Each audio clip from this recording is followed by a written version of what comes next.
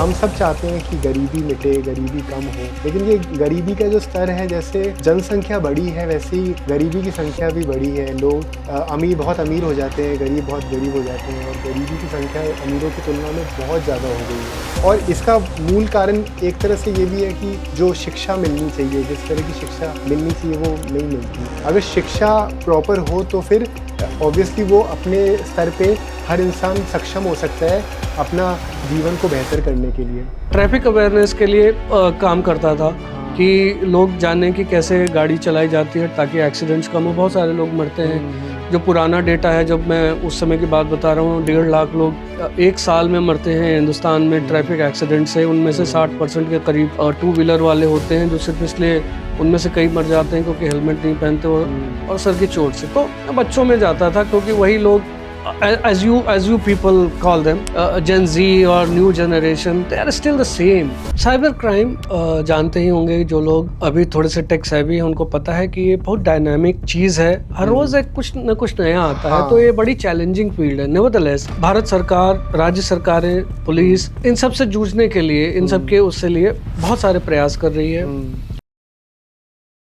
नमस्कार दोस्तों, welcome to यूथक्वेक। ये जो हमारा पॉडकास्ट चैनल है, ये इसका सिंपल मंत्रा ये है कि discipline is greater than motivation. इस मंत्रा के साथ ही हमने ये चैनल शुरू किया है और हम कोशिश यही करते हैं कि हम ऐसे गेस्ट को बुलाएं जो इस एग्जाम्पल को काफ़ी सूट करते हैं। ऐसे ही हमारे साथ आज के एक गेस्ट हैं जिन्होंने अपने डिसिप्लिन से, अपनी मेहनत से एक नाम बनाया है और हमारी सरकार के लिए बहुत अच्छा काम कर रहे हैं। इनका नाम है मयंक श्रीवास्तव जी। ये अभी IG ग्रेड में हैं, दिल्ली पोस्टेड हैं और इन्होंने IPS क्लियर किया था 2005 में। ये बिलोंग करते हैं इलाहाबाद को, जो कि हमारे अमिताभ बच्चन जी भी वहीं से बिलोंग करते हैं। तो हमें कहीं ना कहीं ऐसा लगने लग गया है कि इलाहाबाद से सारे ब्राइट माइंड निकलते हैं। इसके अलावा अभी ये रिसेंटली खेलो इंडिया वाले ग्रुप से जुड़े हुए हैं, जो कि एक इनिशिएटिव है सरकार की तरफ से उन युवाओं को आगे बढ़ाने के लिए स्पोर्ट्स के क्षेत्र में जो टैलेंटेड हैं और जिनको मौका नहीं मिल रहा अपनी प्रतिभा दिखाने का। तो अब हम ज़्यादा इंतज़ार नहीं करेंगे और सीधे बात करेंगे मयंक जी से। Welcome Mayank ji. Thank you so much Vishal. Thank you, आपने हमारा इनविटेशन एक्सेप्ट किया and it is an honour to have you in our podcast channel because you being a public servant are doing a lot of good efforts to make our country proud, and for me as an Indian citizen, I always wanted to have someone like you who is an inspiration for the channel, so thank you for that. My privilege, thank you so much. So Mayank ji, हम इस podcast की शुरुआत आपके journey से करना चाहेंगे। ये public servant, being a public servant सबका सपना रहता है और इसके लिए कड़ी मेहनत करनी पड़ती है, बहुत टाइम तक स्ट्रगल करना पड़ता है। पहले अपने आप को प्रिपेयर्ड करना पड़ता है कॉम्पिटिटिव एग्ज़ाम्स को क्लियर करने के लिए। सेकेंडली बहुत बार ऐसा भी होता है कि कॉम्पिटिटिव एग्ज़ाम्स में अपन अपीयर कर रहे हैं, असफलता भी मिलती है, लेकिन लगातार प्रयास करने के बाद हम सफल होते हैं। तो थोड़ा सा आप ये बताएं कि इस क्षेत्र में आने का आपका इंस्पिरेशन कौन बने हैं और क्या आप हमेशा से इस लाइन में आना चाहते थे, और ओवरऑल आप जब ये क्लियर किए तो आपकी फैमिली ने इस चीज़ को किस तरह से रिस्पॉन्ड किया, इस सफलता को? ओके, मैं सबसे पहले ना मैं अपना परिचय एक बार फिर देना चाहता हूँ आपके दर्शकों को। ज़रूर जी। मयंक श्रीवास्तव हूँ मैं और IPS हूँ। 2006 बैच है मेरा, जो एग्ज़ाम ईयर होता है वो 2005 है। हाँ जी। और मेरा कार्डर है, हम लोग को कार्डर अलॉट होता है ऑल इंडिया सर्विस में, तो मेरा कार्डर छत्तीसगढ़ है। हाँ जी। और मैं बिलोंग करता हूँ इलाहाबाद को, उत्तर प्रदेश से, जो कि कुंभ नगरी है, और आपने जैसा बताया कि अमिताभ बच्चन जी की भी नगरी है। और साथ ही साथ मैं अभी एक डेपुटेशन पे हूँ स्पोर्ट्स अथॉरिटी ऑफ इंडिया में, और deputy director general Khelo India के पद पे हूँ। हाँ जी। तो coming back to your question, जहाँ तक उसकी बात है कि मैं क्यों बनना चाहता था, क्या इंस्पिरेशन थी। दरअसल मैं एक ऐसी जगह से हूँ, जो मैंने बताया आपको, परिचय भी मैंने इसीलिए दोबारा दिया। हाँ जी। क्योंकि मैं इलाहाबाद का हूँ और इलाहाबाद एक ऐसी नगरी है, उसी भारत के जो 4 सबसे पुराने विश्वविद्यालय हैं, यूनिवर्सिटीज़ हैं, उनमें से चौथी सबसे पुरानी इलाहाबाद विश्वविद्यालय है। लाहौर इससे पहले का होता, लेकिन लाहौर चूंकि अब पाकिस्तान चला गया। हाँ हाँ तो मुंबई, कोलकाता और चेन्नई के बाद इलाहाबाद विश्वविद्यालय बना, तो बहुत पहले से एक स्टडी सेंटर रहा है। और उस समय जब अंग्रेज़ों के टाइम ये बहुत बड़ा, पहले यूनिवर्सिटीज़ कम हुआ करती थी, तो समहाउ कुछ ऐसा हुआ कि इलाहाबाद यूनिवर्सिटी और की वजह से बहुत बड़ा सेंटर बन गया। नॉर्थ इंडिया में, ईस्ट इंडिया के लोग भी आते थे। तो वहाँ पे पब्लिक सर्विसेज का, पर्टिकुलरली यूपीएससी और यूपीपीएससी और अन्य ऐसे एग्जाम्स का बहुत क्रेज था। तो हम लोग बचपन से वही देखते आ रहे हैं। इलाहाबाद में जब आप निकलोगे बाहर तो ऐसा लगेगा कि नहीं, यहाँ पे मतलब स्टूडेंट्स के अलावा शायद ही कोई और रहता हो। स्टूडेंट्स, वकील और बाबू, तीन ही तरह के लोग वहाँ दिखते हैं। तो इतना ज़्यादा वहाँ पे क्रेज़ है कि आपको बचपन से लगता है कि यार ये बंदा पढ़ रहा है, ये जीएस पढ़ रहा है, इसको इतना पता है। आपको आपके अंदर एक जनरल क्यूरियोसिटी, एक जनरल एक जिज्ञासा होती है, तो आपको लगता है कि यार ये हमें भी जानना चाहिए। तो बचपन से थोड़ा सा ओरिएंटेड थे कि ओके जनरल स्टडीज़ में क्या है, कहाँ पे क्या होता है। और जब धीरे धीरे बड़े हुए तो लोगों को देखा, जो लोग सक्सेसफुल होते हैं उनके साथ कितनी रिस्पॉन्सिबिलिटी, कितनी अकाउंटेबिलिटी और कितना स्टेटस जुड़ जाता है। तो इन सब चीज़ों ने बचपन से ही एक माहौल बना के रखा कि यार civil services is something which you should go for. और इंजीनियरिंग, थोड़ी सी परिस्थितियाँ अपने फैमिली की उतनी अच्छी नहीं थी, तो मजबूरी थी कि हम कुछ ऐसा भी करें कि जिससे अपने पैरों पे खड़े हो जाएं, उसके बाद तैयारी करें, क्योंकि ये रिस्की जॉब है। बहुत सारे लोग तैयारी करते हैं, उनका नहीं होता है, क्योंकि बहुत अनप्रेडिक्टेबल एग्ज़ाम है। तो इसलिए जब हमने इंजीनियरिंग की तो थोड़ा जॉब वगैरह करने के साथ ही, मैं जॉब भी करता था, एनटीपीसी लिमिटेड में था। उसके साथ ही मैंने तैयारी शुरू की।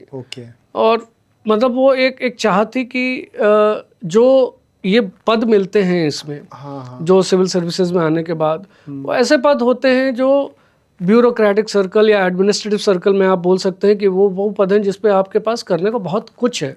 एक आम आदमी की ज़िंदगी को संवारने और अगर आप बुरे हैं तो बिगाड़ने के दोनों की अपॉर्चुनिटी है। तो ये जो इसके साथ जो कंस्ट्रक्टिविटी जुड़ी है, जो क्रिएटिविटी जुड़ी है, जो रचना का संसार जुड़ा है, उसने मुझे प्रेरित किया कि मैं इस जॉब की ओर जाऊं।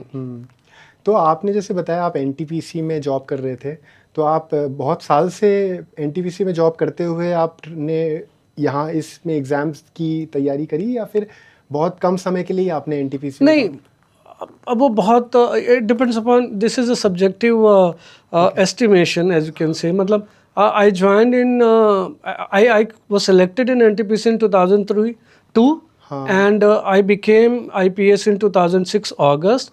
So nearly 4 years or 3 years I have worked in NTPC. Okay. तो इस तरह से तो और डिफ़िकल्ट हो जाता है जॉब के साथ पढ़ाई करना। तो आपकी तैयारी एनटीपीसी को ज्वाइन करने से पहले भी आपने इसके लिए आपने तैयारी करी थी, या?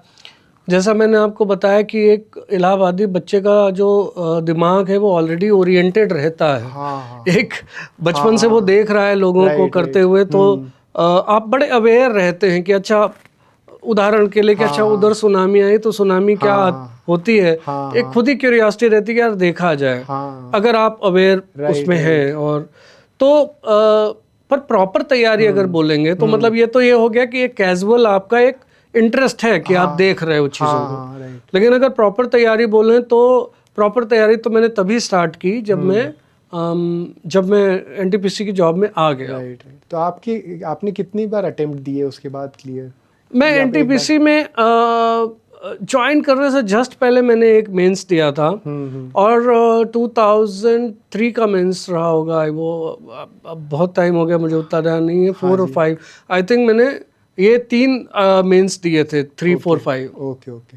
तो आप हमेशा से मयंक जी इसी, क्योंकि जब अपन कॉम्पिटिटिव एग्ज़ाम्स की तैयारी करते हैं तो बहुत सारे रास्ते खुलते हैं, क्योंकि public servant, being a public servant IPS में भी होता है, और फिर अलग अलग रोल भी मिल सकते हैं, अलग अलग जगह भी। तो आप आईपीएस, स्पेसिफिकली आईपीएस में ही जाना चाहते थे, या आपका ऐसा था कि आपको ये क्लियर करके एक पब्लिक सर्वेंट के तौर पे काम करना है?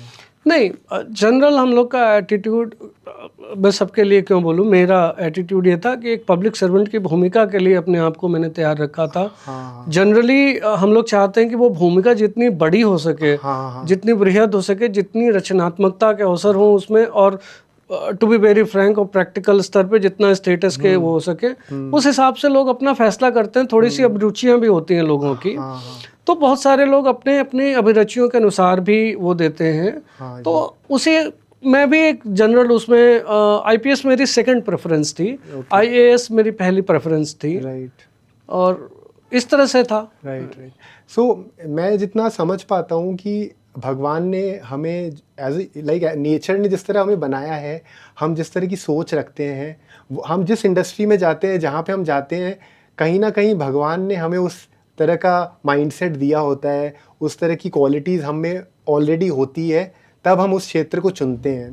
तो अब जैसे एज अ आईपीएस ऑफिसर एक बोल्ड पर्सनालिटी, एक कॉन्फिडेंट पर्सनालिटी, एक बेबाक निडर पर्सनालिटी ज़रूर आती ही है, और वो कुछ लोगों में तो वो over a period of time आती है, लेकिन कुछ लोग इस चीज़ के साथ पैदा होते हैं, और कुछ लोगों में एक बात ये भी आती है कि वो गलत चीज़ों को बर्दाश्त नहीं कर सकते, they always have a stand to take. तो जब आईपीएस ऑफिसर या पुलिस डिपार्टमेंट की बात आती है तो ये क्वालिटीज़, ऐसा फीलिंग आता है कि वो सब क्वालिटीज़ इनबिल्ट होंगे उन अफसर पे। तो क्या बचपन से आपके अंदर वो क्वालिटीज़ आप देख पाते थे? ऐसा कुछ आप अपने आप में, क्योंकि आपने जैसा बताया वहाँ का माहौल ऐसा होता है कि एक स्पिरिचुअल तो है ही, एजुकेशन हब भी है कि आप वहाँ पे हो तो जनरल नॉलेज तो आपकी बेहतर हो ही जाती है। तो ऐसे माहौल में क्या आपको ऐसा लगता था कि आप बचपन से आप थोड़े डिफरेंट हैं, इन द सेंस कि आप में कुछ देश के लिए कुछ करने की चाह थी, ऐसा कुछ? देखिए, ये सब चीज़ें, बिहेवियरल चीज़ें थोड़ी कॉम्प्लेक्स मैं मानता हूँ। अच्छा, इतनी स्ट्रेट फॉरवर्ड नहीं है, इतनी ब्लैक एंड वाइट में नहीं है। और मुझे उस थियरी में यकीन नहीं है कि जो बंदा है वो इनेट क्वालिटीज़ हैं उसमें जन्म से हैं और बनाई नहीं जा सकती। मैंने लोगों को ट्रेनिंग के बाद, परिस्थितियों के बाद बनते बिगड़ते देखा है। अब चूंकि मैं सर्विस में ही लगभग 20 साल हो गए, और काम करते करते बहुत साल हो गए, तो मुझे नहीं लगता है कि मैं ये नहीं कह सकता कि बचपन से मेरे अंदर रही होंगी। आप जब इस तरह की सर्विसेज में आते हैं, जिनको हम निश्चित रूप से भारत की बहुत प्रीमियर सर्विसेज बोल सकते हैं। फॉर एग्जांपल, मैंने शायद ही आईपीएस बनने से पहले किसी से लड़ाई की होगी। अच्छा। बट अब मुझे सर्विस में आने के बाद और छत्तीसगढ़ काडर, मुझे बंदूक भी संभालनी पड़ी, मुझे गोली भी चलानी पड़ी, और मुझे लोगों को मारना भी पड़ा। तो मतलब ये ट्रेनिंग का असर है। ये प्रीमियर सर्विसेज आपको इस तरह की ट्रेनिंग देती हैं, आपको जो आपका रोल है उसके लिए आपको तैयार करती हैं। तो आप चाहे जैसे भी हो, आपके बस अंदर सीखने की लगन हो, आपको आपके अंदर बस अपने आप को ढालने की लगन हो, आपके अंदर जिद नहीं हो कि आप जैसे हैं सही हैं, तो फिर आपको ये तैयार कर देंगे आपको आपके रोल के लिए। तो मतलब कोई ज़रूरी नहीं कि आप बचपन से बहुत बड़े लीडर रहे हो तभी आईएएस बन पाएंगे। नहीं, आपके पास एक कॉमन सेंस है, आपके पास एक अवेयरनेस है, एक क्लैरिटी है। आपने एग्जाम क्वालिफाई किया, बाकी सरकार का जो ट्रेनिंग प्रोग्राम है वो काफ़ी लॉजिकल है, आपको उन लीडरशिप रोल्स के लिए, आईएएस के लिए, आईपीएस के लिए, वो ये इसमें तैयार कर देता है। वैसे मयंक जी, ऐसा जब आपने ये क्लियर किया था आईएएस के एग्ज़ाम्स, आईपीएस के एग्ज़ाम, तो फिर उस ज़माने में हमारे जो हीरोज़ होते थे वो लेजेंडरी होते थे। महात्मा गांधी जी एग्जाम्पल होते थे, भगत सिंह जी होते थे। वो उस तरह के एग्जाम्पल्स को देख के हम आगे बढ़ते थे, वो हीरोज़ हमारे हुआ करते थे। अब 2025 आ गया है जहाँ पे हीरोज़ की परिभाषा बदल गई है।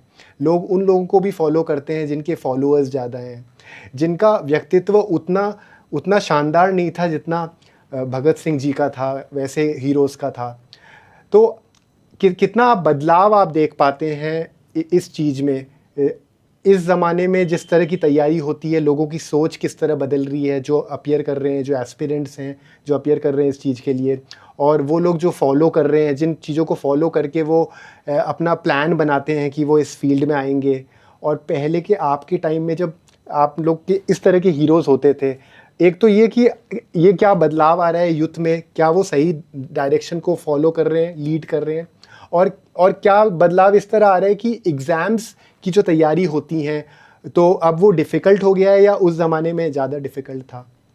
देखिए, मेरा ये मानना है, एक कॉन्सेप्ट है जर्मन में, उसको गाइस्ट बोलते हैं, GEIST, आई मीन प्रोनाउंस शायद गाइस्ट या जाइस्ट जैसा होगा। हाँ हाँ हर समय की अपनी एक गति होती है, हाँ हर काल की, हाँ जी हर काल की एक गति होती है, हर काल के अपने फैशन होते हैं, हर काल का अपना एक मोटिवेशनल यूनिवर्स होता है। हाँ, हर काल के आइकॉन्स का एक अलग वो होता है, जो क्या बोलें कि उनका आकार प्रकार होता है।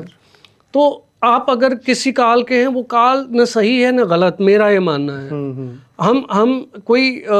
हम पिछले काल के हिसाब से इस काल को जज करें तो मुझे नहीं लगता ये सही है। हाँ, इस काल में अगर मैं फॉर एग्जांपल जीन्स पहन रहा हूँ, जो कि 1940 से पहले नहीं पहनी जाती थी, तो जीन्स पहनना गलत है या सही है, I shouldn't be commenting on that. ये इस काल का गाइस्ट है। हाँ हाँ तो सही गलत पे तो मैं टिप्पणी नहीं करना चाहूँगा, क्योंकि ये काल जैसा है, सब लोग उसी हिसाब से चल रहे हैं, और हमें भी उसी हिसाब से चलना है। I mean whatever we are, however old और however young we are. दूसरी चीज़ ये है कि जो आइकॉन्स थे, हम जिनको देखते थे, मुझे लगता है कि ये बहुत जल्दबाजी है कहना कि अब महात्मा गांधी या भगत सिंह आइकॉन्स नहीं है या लोग उनको नहीं देखते हैं। It's just about reading them. हम लोग के पास अपॉर्चुनिटी ज़्यादा थी उनको पढ़ने की, हाँ राइट। और हम लोग के पास अपॉर्चुनिटी ज़्यादा थी। फिल्में भी ऐसी बन जाया करती थी कि आपको, हाँ, you are constantly exposed to ideologies of Mahatma Gandhi और भगत सिंह और people like them। और चूंकि हम लोग तो सिविल सर्विसेज की तैयारी करते हैं, हम लोग तो ancient, medieval and modern history सब पढ़ते हैं, तो हम सब ऐसे आइकॉन्स को जानते रहते हैं, और जो अभी भी तैयारी कर रहा है वो भी इनको पढ़ता है, वो भी जानता है। और अगर आप सिविल सर्विसेज की तैयारी कर रहे हैं तो आपको एक मिनिमम IQ या मिनिमम इंटेलेक्चुअल लेवल तो होना ज़रूरी है। तो आई डोंट बिलीव कि आइकॉन्स चेंज हुए हैं। हाँ, जो नज़र आते हैं अब ये है कि हो सकता है कि कमरों में भगत सिंह की फ़ोटो न मिले आपको। आई डोंट नो कि हम लोग के कमरों में भी होती थी कि नहीं, बट देन समहाउ दिमाग में ऐसा ही है कि कम से कम स्कूल्स वगैरह में तो लगी रहती थी।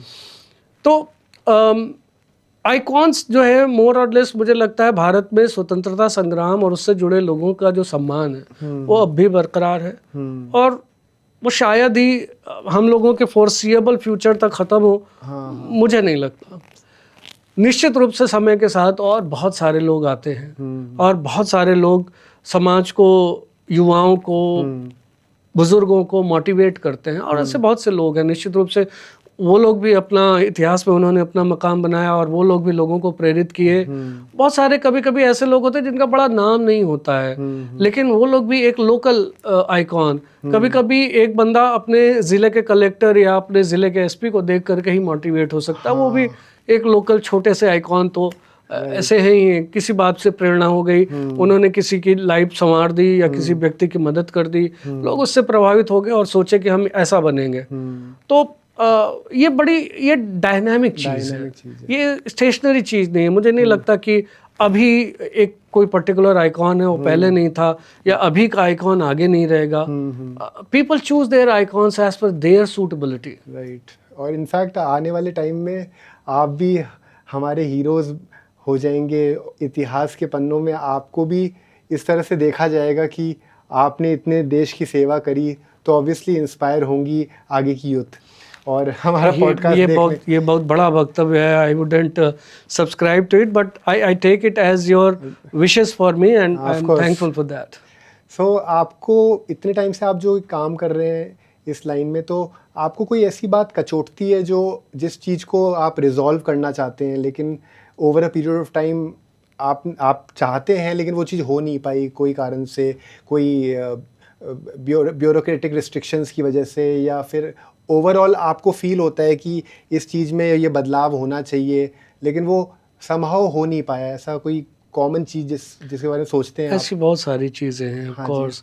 ये हम लोग जब सर्विस ज्वाइन करते हैं तो बहुत वो मतलब, अगर आप केमिस्ट्री वाला पार्लेंस लो तो आउटर जो ऑर्बिट है इलेक्ट्रॉन की वैसे होते हैं, हाई एनर्जी लेवल होता है और कभी भी ऑर्बिट छोड़ के निकल जाते हैं। यू नो धीरे धीरे समझ में आता है कि दुनिया जो है कम से कम ब्यूरोक्रेटिक दुनिया सिस्टम के अंदर काम करती है। और बहुत सारी ऐसी चीज़ें हैं जिसमें आप तत्काल नहीं बदलाव कर सकते हो। लेकिन ऑन द अदर हैंड ऐसा भी नहीं है कि दुनिया बड़ी स्टेटस कोइस्ट है। स्टेटस को जैसा मुझे इस दुनिया में लगा नहीं, हर चीज़ बदलती है, हर चीज़ बदलती है। और जिसको मैं नहीं बदल पाया वो मेरे केवल लाइफ साइकिल की बात है, मेरे जीवन के अंदर की बात है, वो बाद में बदल जाएगी। राइट। हमने प्रयास किया, एक बीज डाल भी दिया, तो ये बीज धीरे धीरे चल करके हो सकता है मेरी लाइफ के बाद पल्लवित हो जाए, या हो सकता है कि 2-3-4 ऑफिसर्स आ जाएं बाद में, उनके बाद पल्लवित हो जाए। लेकिन चीज़ें बदलती हैं। ये ज़रूर है कि अगर आप टाइम एक्सिस पे बात करो कि हाँ अभी तक मैं कई ऐसी चीज़ें हैं जिनको नहीं बदल पाया, मैं चाहता था। मैं तो आइडियली मैं चाहता हूँ कि दुनिया अपराध से मुक्त हो जाए, कम से कम भारत अपराध मुक्त हो। ऑब्वियसली नहीं हुआ और होगा, बहुत कम चांसेस हैं, नील चांसेस इन फैक्ट। मैं चाहता हूँ कि अब चूंकि स्पोर्ट्स अथॉरिटी ऑफ इंडिया में आ गया हूँ और मैं पहले से भी स्पोर्ट्स बफ रहा हूँ, तो मैं बचपन से चाहता हूँ कि इंडिया पहले 5 देशों में हो जो ओलंपिक में मेडल्स जीतते हैं। अभी वो नहीं हो पाया है, हम प्रयास कर रहे हैं, देखते हैं कि कब होता है। यू नो ये तो मतलब हजारों ख्वाहिशें ऐसी कि हर ख्वाहिश पे दम निकले वाली स्थिति है। बहुत सारी ख्वाहिशें पूरी नहीं हो पाती, मेरे साथ भी यही स्थिति है। हाँ, लेकिन एक बात ज़रूर हम हमेशा हर नागरिक के मन में आती है कि हम सब चाहते हैं कि गरीबी मिटे, गरीबी कम हो। लेकिन ये गरीबी का जो स्तर है, जैसे जनसंख्या बढ़ी है वैसे ही गरीबी की संख्या भी बढ़ी है। लोग अमीर बहुत अमीर हो जाते हैं, गरीब बहुत गरीब हो जाते हैं, और गरीबी की संख्या अमीरों की तुलना में बहुत ज़्यादा हो गई है। तो इस क्षेत्र, और इसका मूल कारण एक तरह से ये भी है कि जो शिक्षा मिलनी चाहिए, जिस तरह की शिक्षा मिलनी चाहिए वो नहीं मिलती। अगर शिक्षा प्रॉपर हो तो फिर ऑब्वियसली वो अपने स्तर पे हर इंसान सक्षम हो सकता है अपना जीवन को बेहतर करने के लिए। तो आप अपने अनुभव से एक बात ये ज़रूर बताइए कि क्या ऐसी क्या चीज़ कर सकते हैं हम कि ये चीज़ में बदलाव आए शिक्षा के मामले में और अपनी गरीबी को कम करने के मामले में।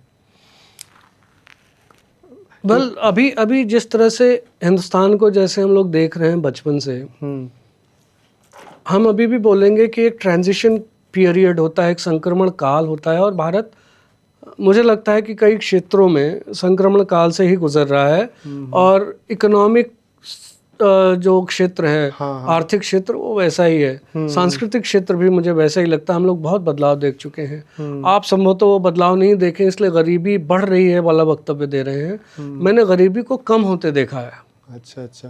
तो वो पर्सपेक्टिव की बात है। उदाहरण के लिए मैं आपको बताऊं, और जो लोग आर्थिक क्षेत्र में रुचि रखते हैं, 1991 में जब सरकार आई और उन्होंने भारतीय इकोनॉमी को ओपन अप किया, उसके बाद से एक आर्थिक उद्धार का दौर शुरू हुआ। और ये उस समय हम लोग बहुत छोटे थे, ये 90s की बात है।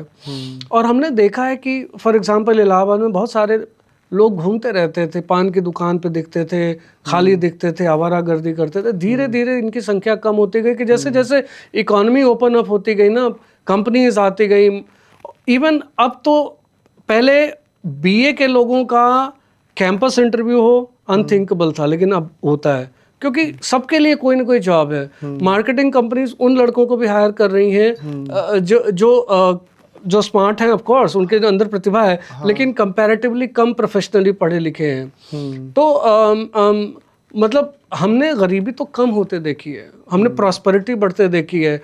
एक टाइम ये था कि हम इलाहाबाद की सड़कों पे बहुत भीड़ नहीं होती थी, बहुत कम गाड़ियां होती थी। आज एक एक घर में 4-4 गाड़ियां देखता हूं मैं, फोर व्हीलर्स, जिससे ट्रैफिक का बुरा हाल है, वो भी एक है। तो आई डोंट थिंक कि ये जेनेरिक क्लेम कि गरीबी बढ़ी है सही है। मेरे ख्याल से गरीबी कम हुई है।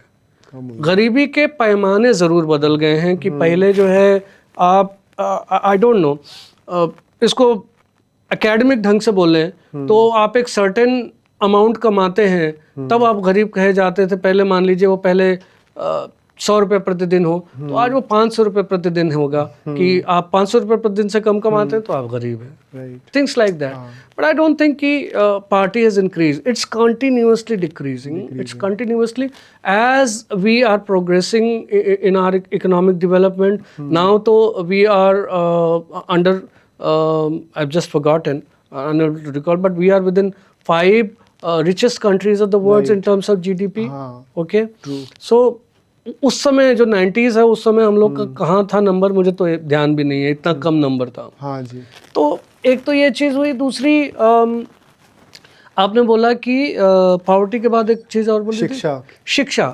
तो सिमिलरली मैंने शिक्षा का भी वो बढ़ते देखा है। मैं तो छत्तीसगढ़ काडर का हूँ। छत्तीसगढ़ काडर में जब से गया हूँ 2007 से, बस जब कोरबा मेरी पोस्टिंग थी एनटीपीसी में भी, उनको भी मिला लें अगर तो 2004 से, तो मैंने देखा है कि कैसे शिक्षा बढ़ रही है।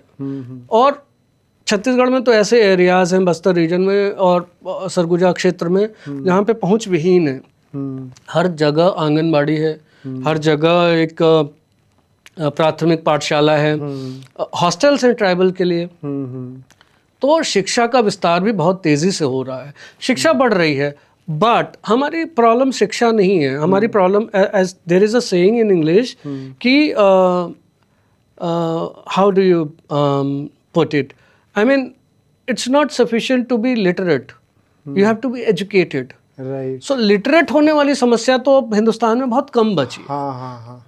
Proper education, that could be a problem. Actually ये जो बात आपने कही, ये बात में ही मेरा माइंड अभी जा रहा था, क्योंकि बात अभी एजुकेशन की अगर होती है तो इम्पॉर्टेंट ये है कि लिटरेसी से ज़्यादा एजुकेशन पे ध्यान देना चाहिए और समाज में नैतिकता ज़्यादा ज़रूरी है। क्योंकि जिस तरह से ट्रेडिशनली एजुकेशन सिस्टम चलता आया है उसमें करिकुलम बहुत हद तक सेम रहा है कि जो चीज़ें मैथ्स में पढ़ाई जा रही है बचपन से लेके 10th तक जो पढ़ाया जा रहा है उसमें बहुत कम चेंजेस होते हैं।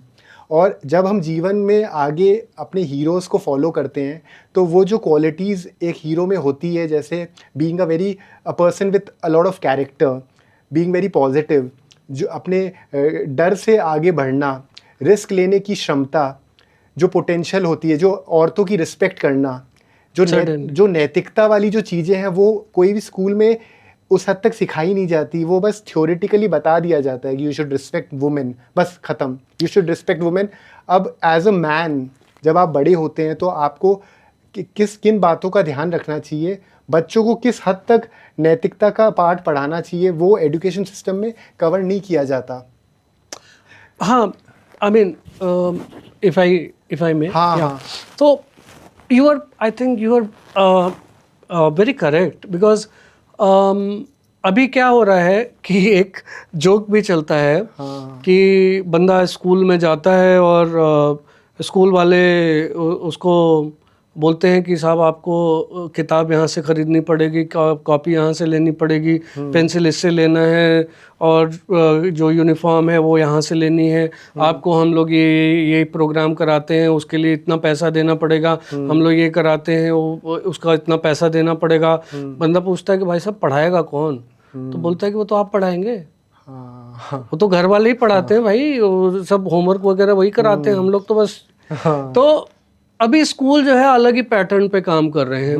मैं एक जगह गया था जब एक डिस्ट्रिक्ट में मैं पदस्थ था, तो वहाँ मैंने ऐसे ही मैं ट्रैफिक अवेयरनेस के लिए काम करता था कि लोग जाने कि कैसे गाड़ी चलाई जाती है ताकि एक्सीडेंट्स कम हो। बहुत सारे लोग मरते हैं, जो पुराना डेटा है, जब मैं उस समय की बात बता रहा हूँ, 1.5 लाख लोग एक साल में मरते हैं हिंदुस्तान में ट्रैफिक एक्सीडेंट से। उनमें से 60% के करीब 2 व्हीलर वाले होते हैं, जो सिर्फ इसलिए, उनमें से कई मर जाते हैं क्योंकि हेलमेट नहीं पहनते और सर की चोट से। तो मैं बच्चों में जाता था क्योंकि वही लोग सबसे ज़्यादा इससे अफेक्टेड हैं और सबसे ज़्यादा डिसीजन इन्फ्लुएंसर लोग हैं, वो अपने घर में वो चेंज ला सकते हैं।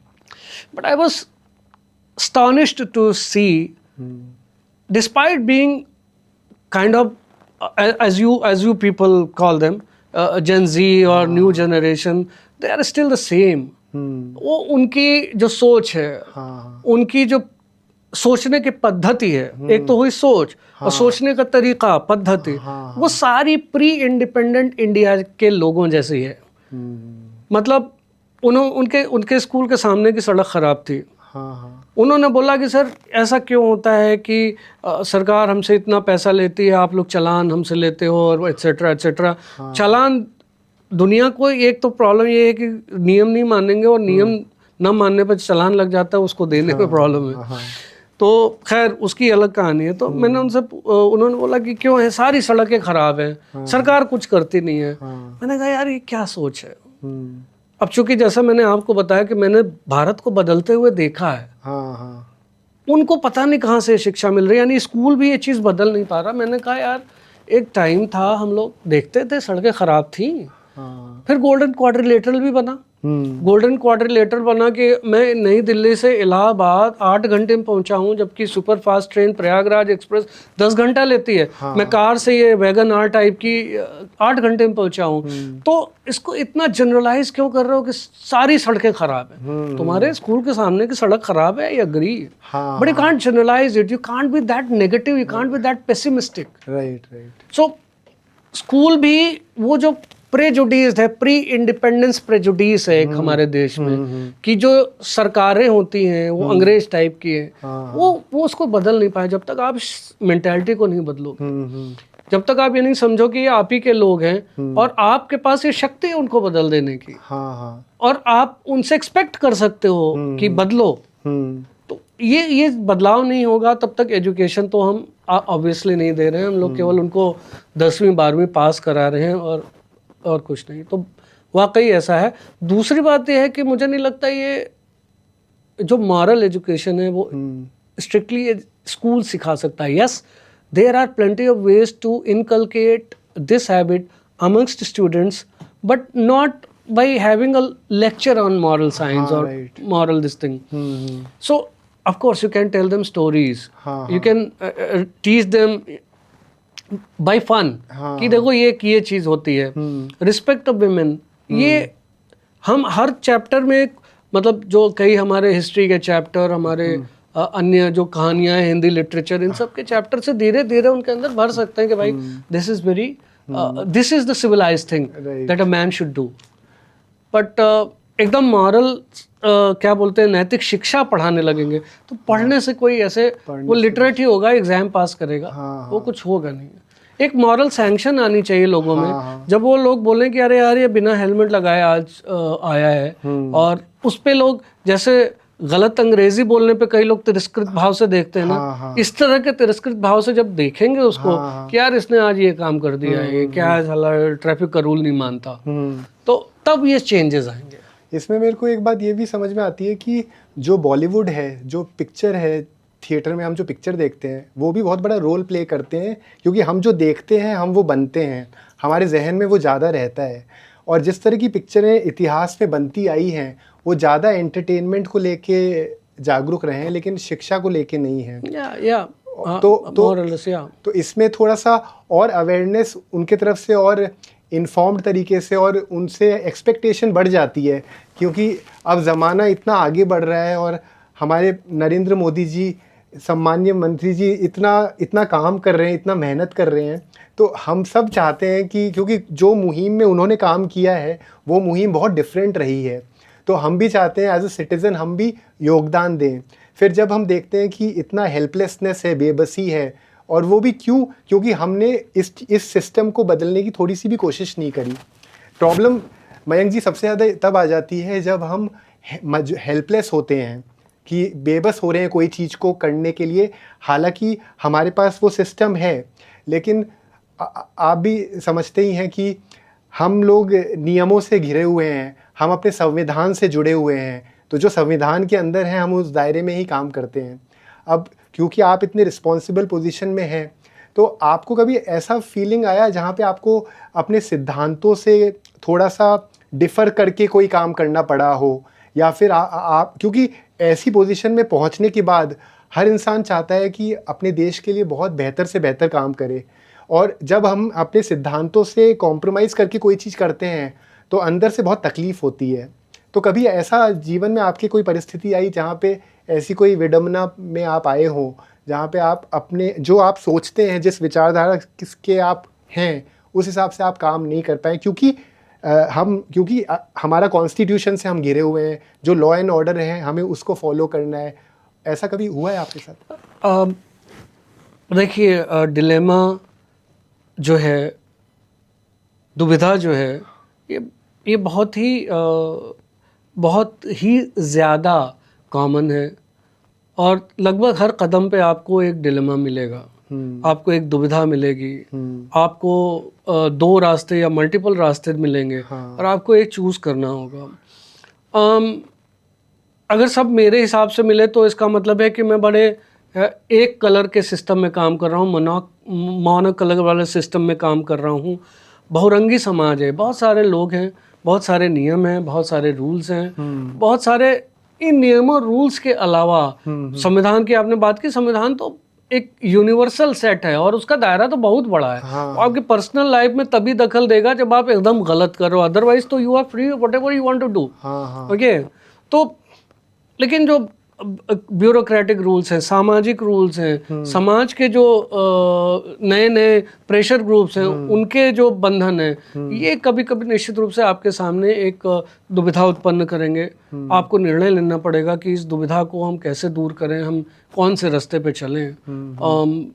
बहुत बार ऐसी सिचुएशन आई है और जैसा मैंने बोला हर कदम पे आती है, हर कदम पे आती है ऐसी सिचुएशन। तो आप किसी ऐसे चैलेंजिंग सिचुएशन में कभी आए हैं जो आप हमारे दर्शकों को भी बताना चाहें as a very strong example?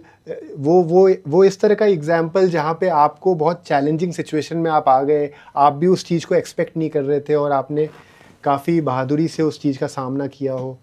ऐसी कोई सेंसेशनल चीज़ जो आपके लिए बहुत महत्वपूर्ण साबित हुई मतलब उस समय, अगर आपको ऐसा मतलब ऐसे समय तो आते रहते हैं। और धीरे धीरे समय के साथ अब हम लोग शायद इतने पुराने हो गए हों कि छोटी मोटी दुविधाएं और जो जिसको हम एनकाउंटर करते रहते हैं बड़ी कॉमन प्लेस हो जाती हैं, बड़ी साधारण सी हो जाती हैं, क्योंकि वो मिलती रहती हैं। वो है ना कि रंज से खुगर हुआ इंसान तो मिट जाता है रंज टाइप की स्थिति है। अभ्यस्त हो जाता है आदमी दुख का, तो दुख उसे वो रोजमर्रा की चीज लगने लगती, टाइप की स्थिति है।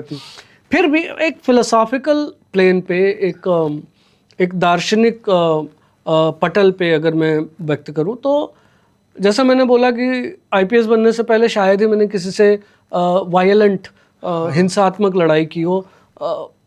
पुलिस में आने के बाद ऑफ कोर्स मुझे हिंसा का सहारा कई बार लेना पड़ा। हिंसा नहीं बोलना चाहिए उसको, वो प्रतिहिंसा है। तो प्रतिहिंसा का सहारा लेना पड़ा। हमेशा शुरू में इसने बहुत एक दार्शनिक द्वंद्व मेरे मस्तिष्क में निश्चित रूप से इसको जन्म दिया। मैंने उस पर एक कहानी भी लिखी, एक स्क्रिप्ट भी लिखी है। कभी अगर आई तो उसको देखा जाएगा जरूर। परंतु जब आप पहली बार हिंसा के अतिरेक में आते हो, प्रतिहिंसा के अतिरेक में, तो आप अंदर ही अंदर चूसते हो कि यार आज तक मैंने ऐसा किया नहीं है। मैंने शायद ही किसी पे हाथ उठाया हो और अब ऐसा करना पड़ रहा है। तो वो आपको एक दार्शनिक और कुछ हद तक नैतिक द्वंद्व आपके सामने प्रस्तुत करती है। परंतु जैसा मैंने बताया कि हम लोग की एक ट्रेनिंग होती है और वो ट्रेनिंग है ड्यूटी की। तो जो आपको आपके जो कर्तव्य है ना, आपके कर्तव्य का बोध आपको आगे ले जाता है कि नहीं, समाज के हित में ये जरूरी है।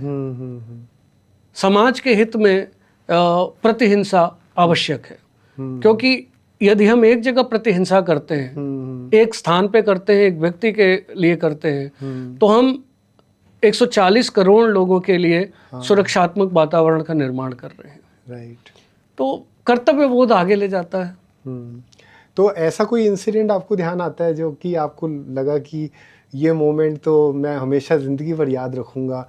कोई फाइट की बात या फिर कोई ऐसी बात जो आपको भी बहुत ही यूनिक एक्सपीरियंस रहा आपके लिए, कोई स्पेसिफिकली कुछ? हम लोग, मैं छत्तीसगढ़ काडर का हूँ और आप जानते ही हैं कि वो किस हिंसा के दौर से गुजर रहा है। और बेवजह कुछ लोगों को बरगला करके, जो कि बहुत सीधे लोग हैं, उनको बरगला करके एक हिंसा का दौर 1980 से छत्तीसगढ़ में चलाया जा रहा है। हम लोगों के पास ये जिम्मेदारी थी कि हम उस दौर को ख़त्म करें, और काफ़ी अब बहुत सफल है छत्तीसगढ़ पुलिस उस मामले में। और उसमें बहुत सारी चीज़ें हुई। हम लोगों ने बहुत जंगल में, बहुत दुरूह परिस्थितियों में, बहुत ही ऑड टाइम में, बहुत ही इंक्लेमेंट वेदर में, बहुत ही दूर दूर तक पैदल चल करके ऑपरेशंस किए हैं। 80 किलोमीटर, 100 किलोमीटर, 120 किलोमीटर, और सारे यादगार हैं। मतलब उनको क्या बताएं कि वो लड़ाइयाँ, वो फायरिंग, समय कहीं पे भी जान का खतरा। आप बहुत ज़्यादा गाड़ियों का इस्तेमाल भी नहीं करते हैं, बहुत सारी चीज़ें हैं उसमें। तो वहाँ पे बहुत सारी स्मृतियाँ हैं। दुखद स्मृतियाँ ज़्यादा हैं, क्योंकि जो व्यक्ति सुबह आपके साथ हंस रहा था, शाम को अचानक से पता चलता है कि एक लैंड माइन ब्लास्ट में उसकी वो शहीद हो गया।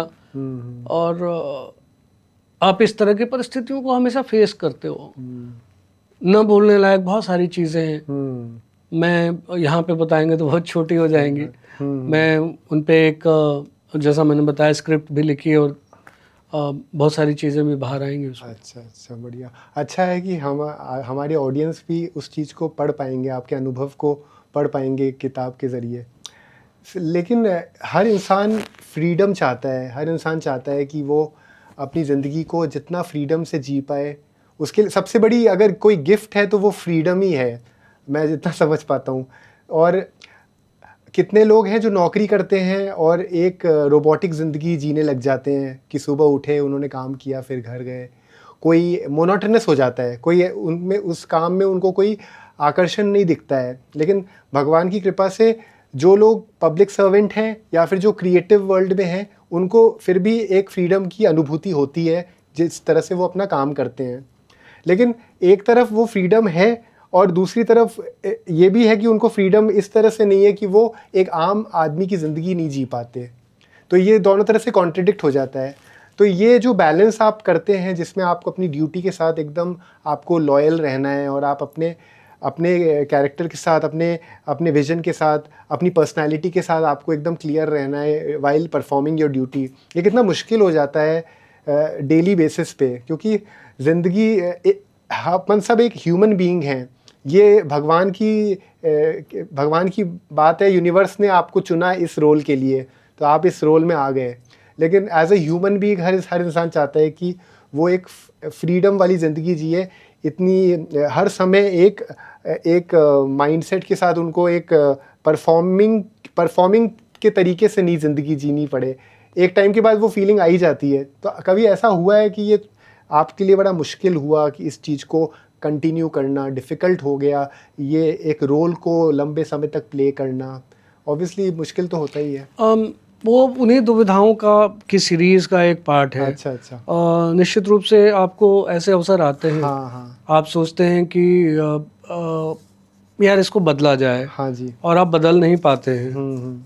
बहुत बार ऐसे अवसर आते हैं, हमें लगता है कि यार नहीं, कुछ और किया जाए। हाँ। परंतु आप नियमों में बंधे हैं और आप ऐसे उसमें बंधे हैं कि आपको किस पोजीशन पे रखा गया है, क्या किया गया है। तो आपकी बात सही है। हाँ। एक आज़ादी भी एक तरह की कॉन्फ्लिक्ट पैदा करती है। और वो आज़ादी आपको मजबूर करती है सोचने के लिए कि नहीं यार, अब हमें ज़्यादा दिक्कतें हैं, अब हमें ज़्यादा रिस्ट्रिक्शंस हैं, हमारे पास आज़ादी कम है। जबकि आपने जो पर्सपेक्टिव आज मुझे दिया, मुझे लगता है कि अब मैं अगर आपके परिप्रेक्ष्य से सोचूं तो एक्चुअली वो आज़ादी है कि मैं एक जगह से दूसरी जगह, दूसरी जगह से तीसरी जगह, एक काम से दूसरा काम, दूसरे काम से तीसरे काम की जो नवीनता है वो हमेशा मेरे उसमें है, कह लें कि हमारे रीच में है। आज नहीं तो कल एक नया काम आएगा और नया तरीका आएगा, हम उसको कर सकते हैं। लेकिन ये है कि एक जगह बहुत बहुत दिन रहो, और ख़ास तौर पे अगर वो स्टेल जगह हो और बहुत जड़ जगह हो, बहुत गतिशील ना हो, तो वो समस्या होती है कि थोड़ा लगता है कि इसको कैसे बदला जाए जल्दी। वैसे मयंक जी, सब बोलते हैं कि कर्तव्य और सफलता में हमेशा कर्तव्य को चुनना चाहिए, और ऐसे मौके बहुत बार आते हैं जहाँ पे चुनाव बड़ा मुश्किल हो जाता है, क्योंकि कर्तव्य ये कहता है कि आपको अपने परिवार के साथ रहना है और या फिर आपको अपने देश के लिए समर्पित होना है, लेकिन सफलता कभी कभी कुछ और चुनाव करने के लिए बोलती है। तो ऐसी किसी परिस्थिति में पुलिस डिपार्टमेंट में आने के बाद कभी आप ऐसी सिचुएशन में आए हैं जहाँ पे आपको चुनना पड़ा हो सफलता और कर्तव्य, या फिर कर्तव्य ही सफलता है आपके इस? चुनने की आज़ादी बहुत कम है। अब उदाहरण के लिए कई पोस्टिंग्स ऐसी रही जहाँ पे हमें बिना परिवार के रहना पड़ेगा, तो अब वो चुनने की आज़ादी नहीं है। हम लोग अभ्यस्त हो जाते हैं धीरे धीरे इस लाइफ के। थोड़े से मॉरल कॉन्फ्लिक्ट्स होते हैं, थोड़े से व्हाट यू कॉल दैट, एक इमोशनल कॉन्फ्लिक्ट्स होते हैं। अब इन्हीं सब के बीच अपनी ज़िंदगी जीनी है जैसी स्थिति है। मतलब ये स्थितियां आती रहती हैं, और हमें कर्तव्य और सफलता में मैं इसको बहुत कैटेगराइज नहीं कर पाऊंगा। अब ये है कि हमने एक लाइफ चुनी है बीइंग एन IPS ऑफिसर, और वो लाइफ में हमारे पास इतनी आज़ादी नहीं है कि हम अपने रोल भी चुनते रहें, और ये भी चुनते रहें कि हम हर जगह परिवार के साथ ही रह लेंगे, या हर जगह ये चीज़ कर लेंगे, या हर जगह मैं अपने वो शौक पूरे कर लूँगा, या हर जगह मैं लिखने का शौक पूरा कर लूँगा। यू नो, समझौतों का नाम हो गई है ज़िंदगी।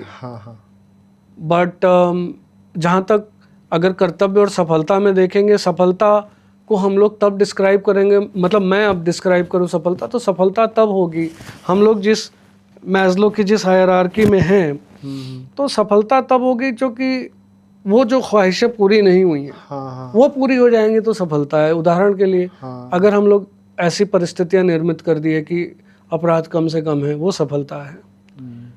अगर हमने इस रोल में ऐसा परिस्थिति खड़ी कर दी कि भारत स्पोर्ट्स के क्षेत्र में या फिटनेस के क्षेत्र में अग्रणी देश बन गया, वो सफलता है। उससे कम हुई तो हम उसको सफलता नहीं मानते। हम भले उस दिशा में बहुत सारी ईंटें लगा रहे हैं, भवन बनाने के लिए ज़मीन तैयार कर रहे हैं, लेकिन मन नहीं मानता है कि यही सफलता है। ऑफ कोर्स एम्बिशन इतना हो जाता है समय के साथ, आप जब इस स्टेटस इस रोल में आते हैं कि आप छोटी मोटी चीज़ों को सफलता मानते ही नहीं है। लेकिन ऐसा कभी आपको लगा है कि कर्तव्य जो हम अपने परिवार के साथ समय बिता रहे हैं, या हम अपने परिवार के लिए जो हमें करना चाहिए वो कर्तव्य आप मानोगे, या फिर जो आपको नौकरी में जो जिम्मेदारी दी गई है उसको आप कर्तव्य मानेंगे? भाई, कर्तव्य जो है, जिस तरह से ह्यूमन बीइंग उनके लाइफ की संरचना हुई है, उनके जीवन की संरचना हुई है, सामाजिक प्राणी है, तो हमारे कर्तव्य जो है एक विमा के नहीं है, यूनिडिमेंशनल नहीं है। हमारे कर्तव्य जो है मल्टी डिमेंशनल हैं। एक आपका ये कह लें कि आपका पेशेवर कर्तव्य हो गया, प्रोफेशनल ड्यूटी, एक आपकी सोशल ड्यूटी हो गई, एक आपकी फेमिलियर ड्यूटी हो गई जो कि पार्ट ऑफ सोशल ड्यूटी है।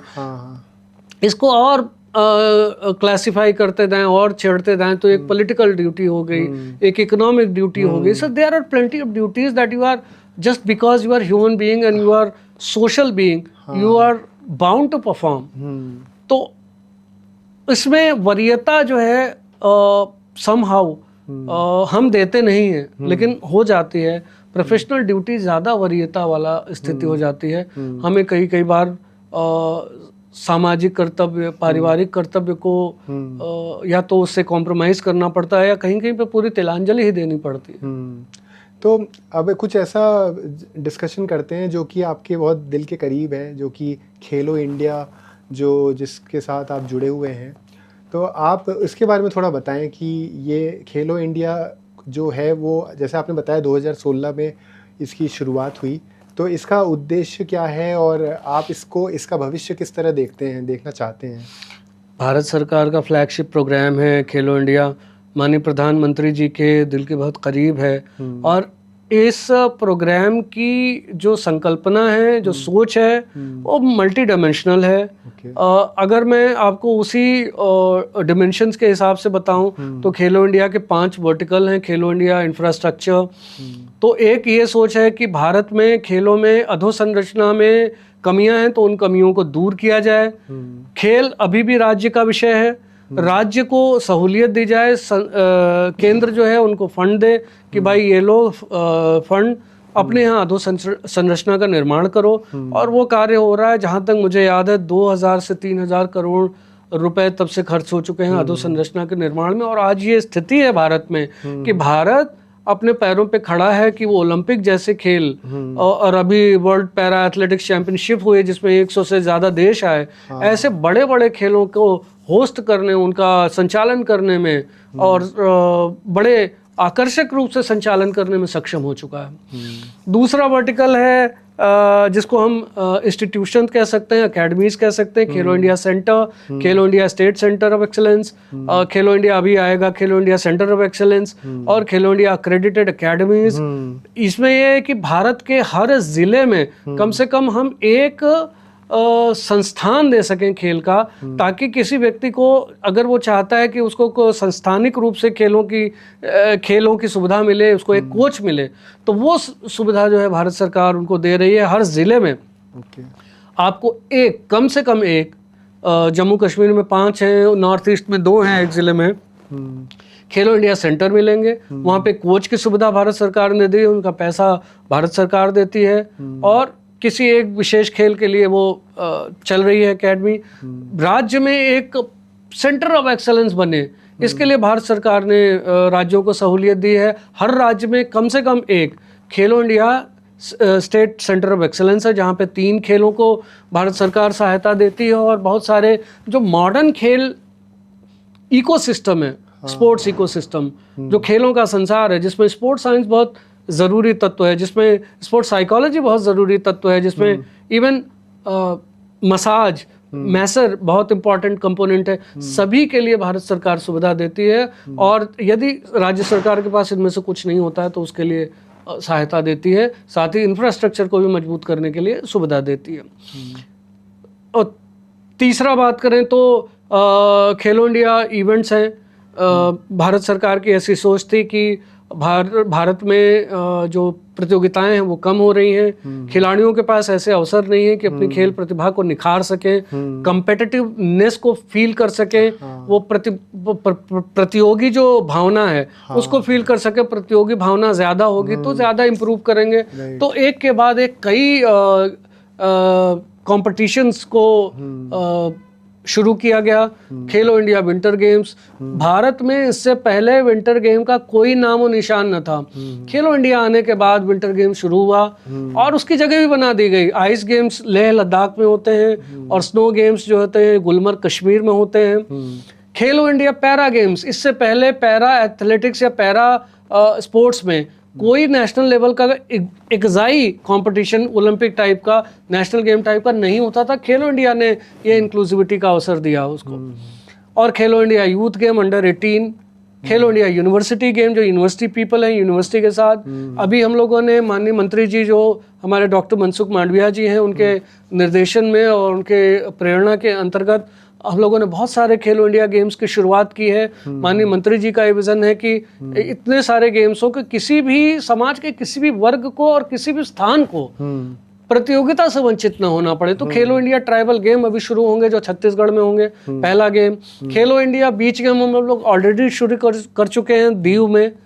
खेलो इंडिया वाटर गेम्स हम लोग शुरू कर चुके हैं, पहला गेम श्रीनगर में हुआ है जिसमें केवल वाटर स्पोर्ट्स होंगे। अच्छा। खेलो इंडिया नॉर्थ ईस्ट गेम होगा नॉर्थ ईस्ट के लोगों के लिए, तो जगह का भी हम लोग चिन्हित कर रहे हैं कि नॉर्थ ईस्ट वाले न वंचित रह जाएं, वहां के लिए गेम होगा।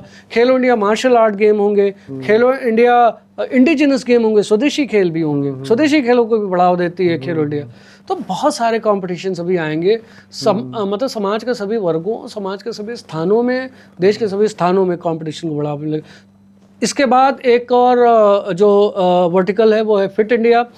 भारत सरकार को लगता है कि समय के साथ भारत में जो जीवनचर्या जनित रोग हैं उनकी संख्या बढ़ी है, उनके इंसिडेंस बढ़े, उनकी फ्रीक्वेंसी बढ़ी है। ब्लड प्रेशर, शुगर, आप सुनते ही हैं। और ऐसी स्थिति न रहे और भारत एक खेल महाशक्ति बन सके, तो उन्होंने फिट इंडिया, माननीय प्रधानमंत्री जी ने स्वयं इस कार्यक्रम की शुरुआत 2019 में की।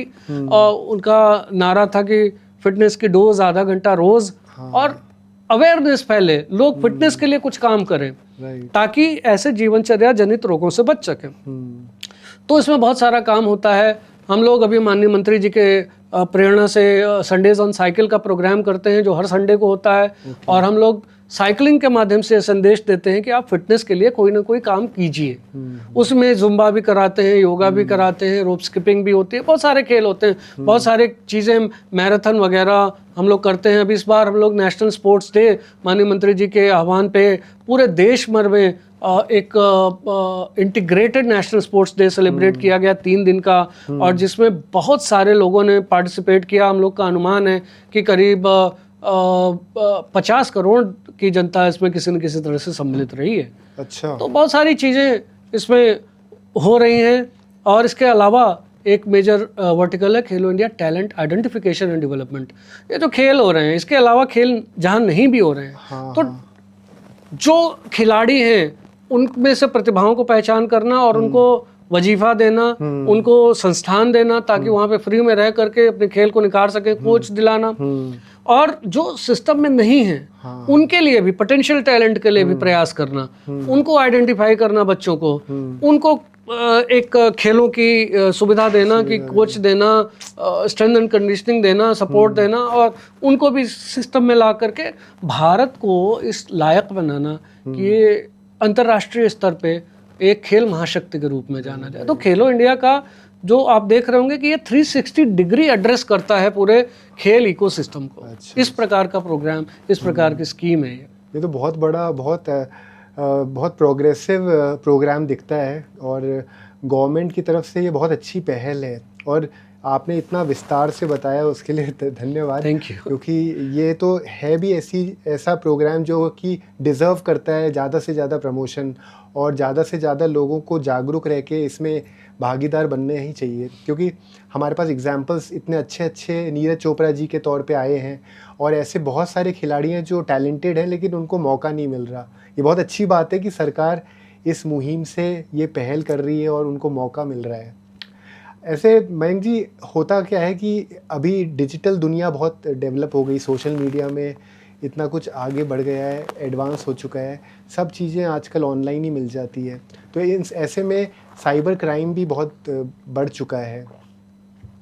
तो साइबर क्राइम को लेके आप लोग किस तरह के स्टेप्स अपना रहे हैं, और आपको क्या लगता है कि जिस तरह से चीज़ें बहुत ज़्यादा टेक्नोलॉजी की डिपेंडेंसी हो गई है, और सेफ्टी को लेके हर समय एक असुरक्षा का महसूस होता है सारे पेरेंट्स को, क्योंकि सब अपने बच्चों को सुरक्षित देखना चाहते हैं। लेकिन आज की तारीख में चैट जीपीटी और एआई इतना डेवलप हो गया है कि हम क्या सोचते हैं वो कंप्यूटर पढ़ लेता है, वो रीड कर लेता है, उस हिसाब से चीज़ों को सर्च में डाल देता है। फ़ोटोज़ को अगर आपने अपलोड कर दिया तो वो उसका कैसे मिसयूज़ होगा इसका कोई जानकारी नहीं। तो ऑब्वियसली सरकार के लिए भी ये बहुत इम्पॉर्टेंट चीज़ है जिस पे आप लोग काम करते होंगे। तो आप थोड़ा सा बताएं कि साइबर क्राइम को रोकने के लिए हम क्या यूनिक स्टेप्स टेक्नोलॉजी की हेल्प लेके कर रहे हैं। साइबर क्राइम आप जानते ही होंगे, जो लोग अभी थोड़े से टेक सेवी हैं उनको पता है कि ये बहुत डायनामिक चीज़ है, हर रोज़ एक कुछ न कुछ नया आता है। तो ये बड़ी चैलेंजिंग फील्ड है। नेवरदलेस भारत सरकार, राज्य सरकारें, पुलिस इन सब से जूझने के लिए, इन सब के उससे लिए बहुत सारे प्रयास कर रही है। और सर्टेन एक संस्था है जो कि एक कह लें कि साइबर सिक्योरिटी के लिए कुछ काम करती है। ओवरऑल जो हमारा इंटरनेट का सिस्टम है, हमारे वेब पेजेस हैं, उनकी सुरक्षा कैसे हो। भारत सरकार ने अभी हेल्पलाइन भी शुरू की है कि यदि आप शिकार हो जाते हैं तो उसको बता दो, और उस पर तत्काल कार्रवाई स्टार्ट हो जाती है। आपका फ़ोन का मिसयूज़ होता है, फ़ोन खो जाता है, उसके लिए भी एक हेल्पलाइन है, एक पोर्टल है, आप उस पर दर्ज कर दो कि आपका नंबर क्या था, या उस तरह की चीज़ों से वो पता कर लेते हैं। और इसके अलावा लगातार ट्रेनिंग, और वो एक संस्था का भी निर्माण हुआ है जिसमें एक आईपीएस अधिकारी, कुछ आईपीएस अधिकारी भी हैं, पोस्टेड हैं आईबी के से थोड़ा सा पृथक होकर के, वो साइबर की फील्ड में काम कर रहे हैं कि कैसे साइबर सुरक्षित भारत को बनाया जाए। और जैसे जैसे क्राइम आते हैं उनका तो जो इन्वेस्टिगेशन होता है, जो कार्रवाइयाँ होती हैं वो तो अलग ही हैं। अब आईटी एक्ट आने के बाद थोड़ा सा एक उनमें कार्रवाइयाँ भी आसान बनी हैं, और बहुत सारे बीच बीच में जो सरकार ने नियम लाए हैं जिससे स्प्यूरियस जो पेजेस थे, जो साइट्स थे, उन पे भी लगाम लगी है। तो धीरे धीरे, अभी तो मैं समझता हूँ, मैं बहुत शुरू में कुछ वैसे क्राइम थे जो बहुत होते थे, कुछ एक पर्टिकुलर देश के लोग थे जो फेक ईमेल से या उससे करते थे, इन सब में बहुत कमी आई है इनफैक्ट अभी।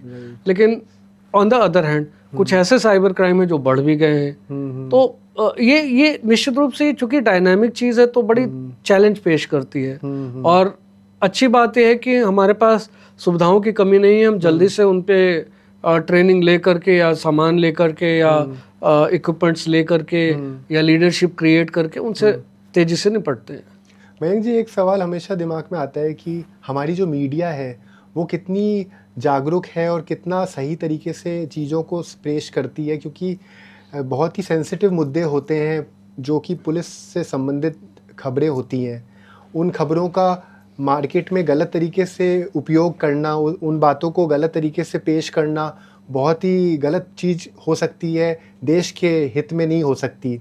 तो ये सब चीज़ों को आप लोग भी बहुत फेस करते होंगे, जहाँ पे मीडिया की रिपोर्टिंग प्रॉपर, जो जिस वजह से उनका उस संस्था की स्थापना हुई, उस दिशा में अगर वो काम नहीं कर रहे और तो अपने स्वार्थ के लिए, प्रॉफिट के लिए अगर काम कर रहे हैं, तो ऐसे में आप क्या सोचते हैं, मीडिया को किस तरीके से अपने जानकारी रखनी चाहिए, अपने रिसर्च को किस तरह से स्ट्रॉन्ग करना चाहिए, क्या बातों का ध्यान रखना चाहिए कि वो हमारे देश के लिए अहित नहीं करें? जैसा मैंने पहले बताया था कि आपको, कि भारत एक संक्रमण काल से गुजर रहा है। हाँ। और सभी संस्थाएं, उनमें कुछ खूबियां हैं तो कुछ खामियां भी हैं। हाँ। और शायद मीडिया इससे अलग नहीं है, उसमें खूबियां बहुत हैं। कभी कभी मैं सोचता हूं तो ये पाता हूं कि हर जो स्तंभ है, जनतंत्र के जो स्तंभ हैं, हर स्तंभ जो अलग अलग कार्य कर रहे हैं, सबका अपना एक मीनिंग है। यदि व्यक्ति ब्यूरोक्रेसी से परेशान होता है तो लेजिस्लेटिव अंग की ओर जाता है। जब इन दोनों से परेशान होता है, या ब्यूरोक्रेट इनसे परेशान होता है, एग्जीक्यूटिव से, तो न्यायालय की शरण लेता है। न्यायालय उसको एक चांस तो है कि उसके लिए रिलीफ दे सके।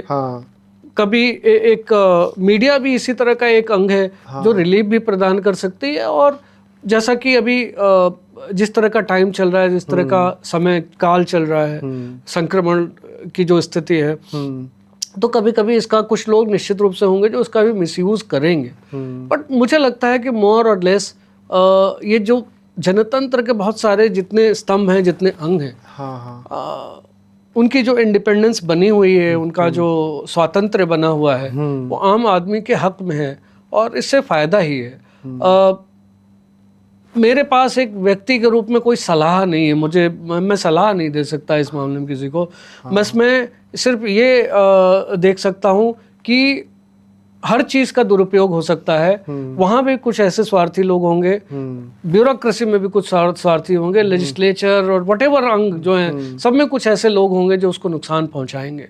बट मोर और लेस ज़्यादा संख्या ऐसे लोगों की है जिससे भारत आगे बढ़ रहा है। तो निश्चित रूप से ऐसे लोगों की है संख्या ज़्यादा जो भारत को आगे ले जाना चाहते हैं। राइट।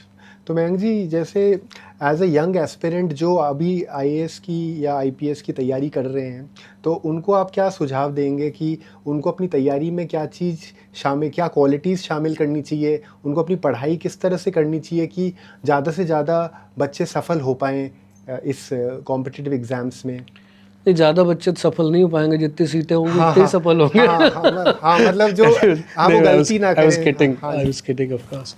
So, अब आपने अपने चैनल का कुछ वो बताया था ना, ध्येय वाक्य क्या था वो? Discipline is greater than motivation.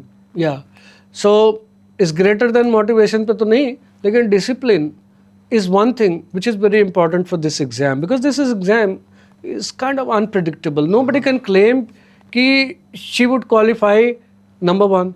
Nobody can claim that she would be number one. She would top the exam. Okay. So थोड़ी सी अनप्रिडिक्टेबल थी. सब्जेक्टिविटी इस एग्जाम में ज़्यादा है, ऑब्जेक्टिविटी कम है. ऑब्जेक्टिव होता फॉर एग्जाम्पल जो आईआईटी का एंट्रेंस है, आप उसमें क्लेम कर सकते हैं कि मेरा इतना आएगा, जनरली इतना आता है नंबर, तो मैं इतना ये रैंक आ जाएगी वगैरह वगैरह, बिकॉज ऑब्जेक्टिव है पेपर. यहाँ पे सब्जेक्टिविटी ज़्यादा है, तो इस वजह से यहाँ पे अनप्रेडिक्टेबिलिटी है. इसलिए इसमें और जो सिलेबस है, अब जीएस का कोई सिलेबस नहीं, भले उन्होंने लिखा हो कि ये हम पूछेंगे वो पूछेंगे, बट हकीकत ये है कि कुछ भी आ सकता है. आई मीन जमीन के नीचे, जमीन से ऊपर, आसमान से दूर, वो यूनिवर्स, वो तारा, anything they can ask. Similarly ये चीज़ इंटरव्यू में भी है. इंटरव्यू में भी कोई सिलेबस नहीं है, तो सिलेबस चूँकि नहीं है, बहुत वास्ट है, और इसलिए इसमें डिसिप्लिन की बहुत ज़रूरत होती है. और इतनी सारी चीज़ों में से बहुत सारी चीज़ ये लोग पूछ सकते हैं. आपको इसमें बहुत एकाग्रता के साथ, दूसरा चीज़ है फोकस, एकाग्रता के साथ आपको तैयारी करनी है. तीसरी चीज़ है एक मेंटल अलैक्रिटी, अवेयरनेस. आपको हमेशा अवेयर रहना है कि इधर उधर अपने इन्वायरमेंट में, हिंदुस्तान में, यूपी में, गुजरात में, ब्रिटेन में, यूएस में चल क्या रहा है. राइट. अलैक्रिटी चाहिए, और आपको इंक्विजिटिवनेस चाहिए, जिज्ञासा चाहिए कि यार ये हुआ तो क्यों हुआ, नेपाल में ऐसा हुआ तो क्यों हुआ. क्योंकि यूपीएससी की एक क्वालिटी ये है कि आपसे बड़े फैक्चुअल क्वेश्चन वो कम ही पूछेगा. वो उसको ये पूछने में आनंद नहीं आता. यूपीएससी आपकी रीजनिंग को टेस्ट करता है. राइट. आपके फैक्चुअल नॉलेज को उतनी टेस्ट नहीं करता है कि 2+2 कितना होता है. वो ये पूछ सकता है कि 2+2 4 ही क्यों होता है. वो ओपिनियन जानना चाहेंगे. सो रीजनिंग पे आपको दिमाग लगाना पड़ेगा बजाय रटने के. ये चीज आपको लानी पड़ेगी. तो अगर ये चीज रहेंगी तो आप बहुत वो कर सकोगे. हमेशा एक कंफ्यूजन होता है कि यार सिलेबस इतना है तो पढ़े क्या. मुझे लगता है कि पढ़े क्या से ज्यादा इम्पोर्टेंट है कि छोड़े क्या. उस पर ज्यादा ध्यान दो कि यार ये इसको छोड़ सकते हैं क्या, छोड़ दो. मैं तो नौकरी करते करते तैयारी किया हूँ, तो मुझे यही दुविधा थी कि पहले मेरे पास एक कुछ क्वेश्चन आता था कि यार पढ़ूं क्या. फिर मुझे लगा कि यार पढ़ूं क्या से ज्यादा इम्पोर्टेंट क्वेश्चन है कि छोड़ूं क्या. मैं पढ़ रहा हूँ मेडिवल हिस्ट्री. मेडिवल हिस्ट्री में इसको छोड़ सकता हूँ क्या सेफली, तो मैं छोड़ देता हूँ. ये एनालिसिस का प्रश्न है. तो ये सब चीज़ें इंपॉर्टेंट हैं. अगर आप इन सब चीज़ों में रहोगे, बहुत डिसिप्लिन मांगता है आपको, बहुत ऊब होगी आपको. कई बार लगेगा कि यार क्या कर रहे हैं, वही पढ़े हैं. और अब तो बहुत ज़्यादा सुविधाएं हैं आपके पास, नॉलेज के और इवन एनालिसिस के बहुत सारे सोर्सेज हैं. हम लोग तो एकदम टिपिकल इतने कम टाइम में ही, ये कितना टाइम हो गया, 2005 का एग्जाम हमने दिया है, 25 हो गया, लगभग 20 साल होने को आ गए. इतने टाइम में सी चेंज हो गया है. जो मोड्स हैं, मतलब आज आप विकिपीडिया से भी बहुत कुछ पढ़ सकते हैं. आज आप एआई से भी बहुत कुछ सीख सकते हैं, या आप एनालाइज कर सकते हैं. बट ये सुविधा हम लोग को नहीं थी. हम लोग को तो कभी कभी सिलेबस में भी, चूँकि मेरा सब्जेक्ट कुछ कभी कभी ऐसे भी थे कि सिलेबस की चीज़ें भी कभी कभी ढूंढने में दिक्कत होती थी. ये बहुत ही स्मार्ट चीज़ आपने बताई कि ये जानने के बजाय कि क्या क्या करना है, क्या चीज़, उसके बजाय ये सोचो कि क्या छोड़ सकते हो कैलकुलेटिव तरीके से। जब आपको सिलेबस ज़्यादा लगे तब आप ये क्वेश्चन करना। हाँ, और दूसरी चीज़ ये थी कि इलाहाबाद तो फिर भी एक एनवायरनमेंट ऐसा है जहाँ पे जनरल नॉलेज की जानकारी हो जाती है, क्योंकि माहौल ही ऐसा है। लेकिन हर स्टेट में ऐसा माहौल नहीं होता, तो you need to be aware कि हो क्या रहा है हर जगह। That tells you one thing. That tells you a thing कि living in an area, living in an atmosphere where there are people who can coax you, who can poke you to learn more is always beneficial. हाँ, of I know, जैसे यहाँ पे भी आप दिल्ली में भी जब आओ, आप जिया कटवारिया या नॉर्थ दिल्ली इन सब में जाते हो, वो वाला जो एनवायरनमेंट है वो भी आपको थोड़ा मोटिवेट करता है कि यार अच्छा, ये बंदा आगे निकल रहा है। एक थोड़ा सा अच्छा कम्पिटिटिवनेस रहती है कि ये बंदा आगे निकल रहा है, मुझे थोड़ी और मेहनत करनी पड़ेगी। राइट। ये चीज़ें भी हेल्प करती हैं। वैसे मयंक जी, एक बहुत बड़ी प्रॉब्लम जो भारत में महसूस होती है वुमेन की सेफ्टी को लेके, और बहुत सारे सोच यहाँ तक भी जाती है कि ऐसे कोई ऑटोमेटेड तरीके से टेक्नोलॉजी को क्यों नहीं डेवलप किया जाए, या फिर सिस्टम्स को इतना स्ट्रॉन्ग क्यों नहीं किया जाए कि ऐसे इंसिडेंट हो नहीं। क्योंकि ये बात भी बोलने वाली होती है कि कोई चीज़ हो जाएगी तो हम ये करेंगे, लेकिन समय इतना आगे बढ़ चुका है, हम इतने प्रोग्रेसिव इंडिया के बारे में सोच रहे हैं कि अब इम्पॉर्टेंट ये है कि हम ये सोचें कि ऐसी चीज़ें हो ही नहीं। Precaution is better than cure. तो इस वुमेन सेफ्टी को लेके हम किस तरह के प्रयास कर रहे हैं? पर विमेन सेफ्टी को लेकर के पूरे भारत के प्रशासनिक तंत्र में एक बहुत गंभीर विमर्श हुआ है, होता रहा है, और बहुत ही गंभीर प्रयास होते रहे हैं। यदि आप ऐतिहासिक दृष्टि से देखें तो विमेन सेफ्टी के लिए बहुत सारे इनफैक्ट अलग ही कानून भी आ गए हैं। जो पहले से एग्जिस्टिंग कानून थे उनमें बदलाव भी हुआ है। कानून की धाराओं को क्रमोन्नत रूप से उनको कठिन किया गया है। कठिन इन द सेंस कि जो लोग ऐसे कल्प्रिट होते हैं उनके लिए कड़ी सजाओं का प्रावधान हुआ है। 300 उदाहरण के लिए पुरानी जो छेड़छाड़ की धाराएं थी या अन्य धाराएं थी, उनमें उनको बहुत ही ऐसा बनाया गया है कि अब बहुत तेजी से एक्शन हो सकता है। Fast track court. सिर्फ इतना ही नहीं, कानून की धाराओं के नहीं, जो बाद में तो पुलिस तो अपना काम यही कर रही है कि पकड़ा, इन्वेस्टिगेट किया और ले गए। अब वहां पे अदालत में फैसला होता है। तो अदालत में जो प्रक्रिया है जो सीआरपीसी के अंतर्गत आती है, क्रिमिनल प्रोसीजर कोड, तो प्रोसीजर को भी ऐसा बनाया गया है जो कि विमेन के लिए ज्यादा फायदेमंद है। इनफैक्ट स्थिति कभी कभी ऐसी भी हो गई है कि उल्टा हो गया है कि विमेन ज्यादा फायदा उठाने लगी, ये भी कंप्लेंट्स आने लगी ये भी है। नेवरदलेस विमेन सेफ्टी के लिए कहने का आशय ये है, क्रक्स ये है कि बहुत गंभीर चिंतन है, बहुत सारे प्रयास हुए हैं, बहुत सारे एप्स लोगों ने डेवलप कर दिए हैं जो उनकी सेफ्टी के लिए हैं। और पुलिस, जैसे छत्तीसगढ़ में मैंने काम किया, हम लोगों ने भी कई ऐप्स कि उनके लिए एक उस ऐप में एक इमरजेंसी बटन हो, वो कॉल कर दें तो कॉल आ जाएगी, एट्सेट्रा एट्सेट्रा, बहुत सारे। सिमिलरली इसके अलावा जो हम लोग पहले बात की, तो दरअसल ये कानून से ज़्यादा थोड़ा सामाजिक प्रॉब्लम ज़्यादा मुझे लगती है। हम लोग पहले बात किए थे लिटरेसी और एजुकेशन की, और उस समय हम लोग विमेन रिस्पेक्ट की बात किए थे, रिस्पेक्ट फॉर विमेन। इस दिशा में हमें थोड़ा प्रयास करने की आवश्यकता है, और थोड़ा सा लोगों को जागरूक करने की आवश्यकता है। और ये काम भी अब मेरे ख्याल से अब अच्छा चल रहा है, तेज़ी से चल रहा है। और नए कानून में भी आप देखेंगे काफ़ी विमेन सेंट्रिक लॉज आ गए हैं। पुलिस बहुत सेंसिटिव रहती है, कम से कम मेरे स्टेट में तो है, मैं इतना जानता हूँ, मैं अपने स्टेट का बता सकता हूँ, बहुत सेंसिटिव है उस मामले में। और ये प्रयास रहता है कि कोई इस तरह की स्थिति ना हो।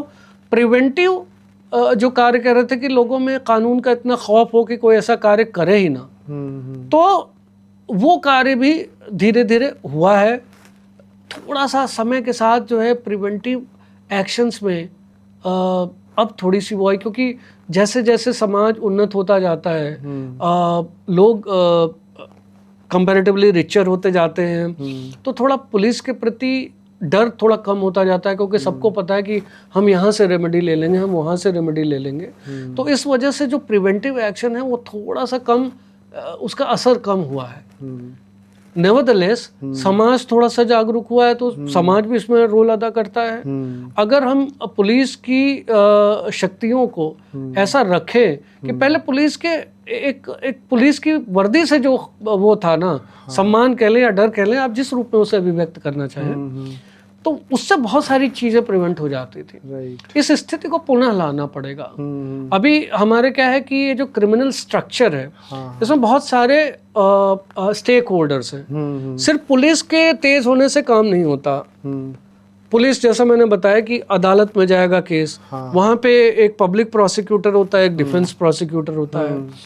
अदालत का अपना एक वो है, हमें सबूत पेश करना होता है, उसके लिए फोरेंसिक साइंस लैब्स होती हैं, उनका क्या स्ट्रक्चर है, उनमें से क्या ये जो पुलिस है इसके साथ इसका आदान प्रदान कैसा है, उनका इंडिपेंडेंस कैसा है, इसका इंडिपेंडेंस कैसा, क्या इंडिपेंडेंस जरूरी है? बहुत सारे इसमें क्वेश्चन है। तो इसमें एक पूरा एक यूनिवर्स, एक पूरा सिस्टम इन्वॉल्व है। उस पूरे सिस्टम को इंटीग्रेटेड ढंग से देखना पड़ेगा, तो ये काम और सुलभ हो जाएगा, ये काम और आसान हो जाएगा, और प्रिवेंटिव सेफ्टी भी बहुत तेज़ी से इम्प्रूव होगी।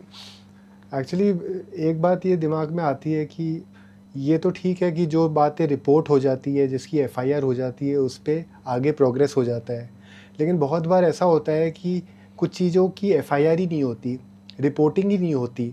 तो जब तक ऑन रिकॉर्ड चीज़ें आप लोग को पता नहीं चलेगी, तो फिर आप उस पर हरकत भी कैसे करेंगे, और इस चीज़ को मॉनिटर कैसे किया जाए कि कोई समस्या है, कोई प्रॉब्लम में है, तो क्या उसकी एफआईआर हुई है, यानी ये सुनिश्चित करना एक सवाल बन चुका है। ये जो इसमें सिर्फ ये कहा जा सकता है इस स्थिति में, इस लेवल पे, कि जो बर्किंग है ये एक बहुत पेरेनियल सी प्रॉब्लम रही है पुलिस के फील्ड में। और जो नेतृत्व है, पुलिस का नेतृत्व, इस पे चिंतन करता रहा है कि कैसे इसको वो किया जाए। बहुत सारे अब वो आ गए हैं, तरीके आ गए हैं। हम जैसे एफआईआर हम लोग ऑनलाइन लेने लगे हैं। कई स्टेट्स में आप देखेंगे, चूंकि पुलिस स्टेट का विषय है इसलिए स्टेट के रेफरेंस में देखना पड़ेगा। कई स्टेट ने ऑनलाइन कंप्लेंट की प्रथा शुरू कर दी कि भाई ठीक है, आप ऑनलाइन कर दो। राइट। अब वो एक बार ऑनलाइन हो गया, तो जो सुपरवाइजर है वो देखता है कि ये कंप्लेंट आई है, अब उसका क्या हुआ, कैसे हुआ, वो सब होता है। तो अगर हम प्री 2000 के लेवल से ही चीज़ों को देखते रहेंगे तो ऐसा लगेगा कि कुछ नहीं हुआ है। अच्छा। लेकिन आप पोस्ट 2000 आइए, हम निश्चित रूप से आगे बढ़ रहे हैं। राइट। और हमने बहुत सारी अकाउंटेबिलिटी के मैकेनिज्म खड़े कर दिए हैं। अब कानून में प्रावधान हो गया है कि यदि महिला आती है और कंप्लेंट करती है और उसकी एफआईआर नहीं लिखी गई, तो संबंधित व्यक्ति पे कार्रवाई, वो क्रिमिनल कानून है। तो बहुत सारे चेंजेस हुए हैं। मुझे लगता है कि कभी कभी हम वो, जैसे मैंने वो प्री इंडिपेंडेंस प्रेजुडिस की बात की थी, इसी तरह से प्री 2000 प्रेजुडिस भी है, प्री टेक्नोलॉजी ईरा का एक प्रेजुडिस है। हम वो अभी तक आते जा रहे हैं उसको, परंतु ऐसी स्थिति है नहीं। बहुत सारी चीजें इंप्रूव हुई हैं। वैसे मयंक जी, एक चीज़ मैं हमेशा से बहुत बिलीव करता हूँ कि with great power comes great responsibility. और बहुत टाइम से एक चीज़ के बारे में फीलिंग आती है कि जब कोई इंसान के साथ बहुत बेरहमी होती है, बहुत गलत चीज़ हो जाती है, चाहे वो कोई भी इंसान हो, चाहे वो कोई पब्लिक सर्वेंट हो या फिर कोई आम आदमी हो, जब उसके साथ कोई तकलीफ़ हो जाती है तो बजाय उस दर्द को भूलने के वो उस दर्द को लेके और वो अथॉरिटी का कभी कभी गलत फ़ायदा उठा लेता है। ये जो पावर और अथॉरिटी की जो बातें चलती आई है, जो हिरार्की है, वो एक चेन ऐसी बन जाती है कि जिसके साथ ज़्यादा बेरहमी हुई है वो और बेरहम हो जाता है, और धीरे धीरे वो करुणा ख़त्म हो जाती है, कंपैशन ख़त्म हो जाता है उसके अंदर से। और ये बहुत ही ह्यूमन चीज़ हो जाती है। मतलब इसमें कोई स्पेसिफिक नहीं है कि ये कोई इसी डिपार्टमेंट की बात है या कुछ, ये बहुत ही स्पेसिफिक, चाहे वो कॉरपोरेट की नौकरी हो, चाहे वो कोई भी क्षेत्र हो, और क्योंकि अथॉरिटी का ऐसा हो जाता है कि कोई भी ऐसा कभी नहीं सोचता कि अगर ये मेरे साथ हुआ है तो मैं किसी और के साथ नहीं होने दूंगा।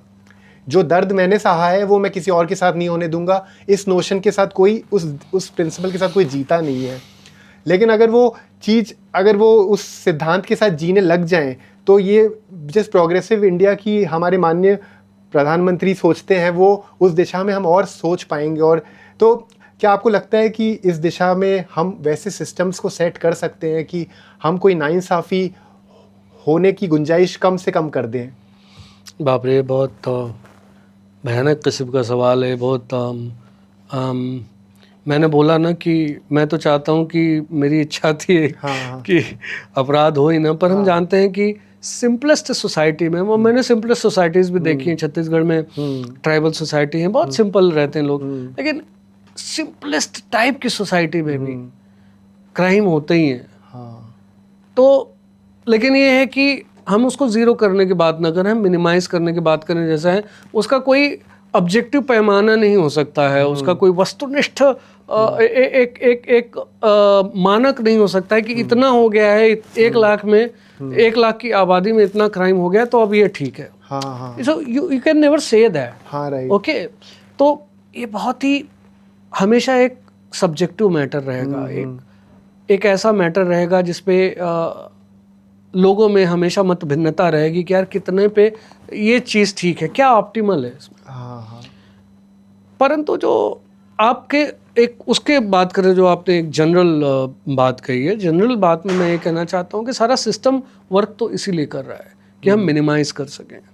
पुलिस इसीलिए काम कर रही है, प्रशासन इसीलिए काम कर रहा है, लेजिस्लेचर भी संभवतः इसीलिए काम कर रहा है, कानून वैसे बना रहा है, एग्जीक्यूटिव जो जिसके हम लोग अंग हैं, हम लोग तो वो कर ही रहे हैं, अदालतें जो जुडिशरी है वो भी इसीलिए कर रही है कि मिनिमाइज हो सकें चीज़ें।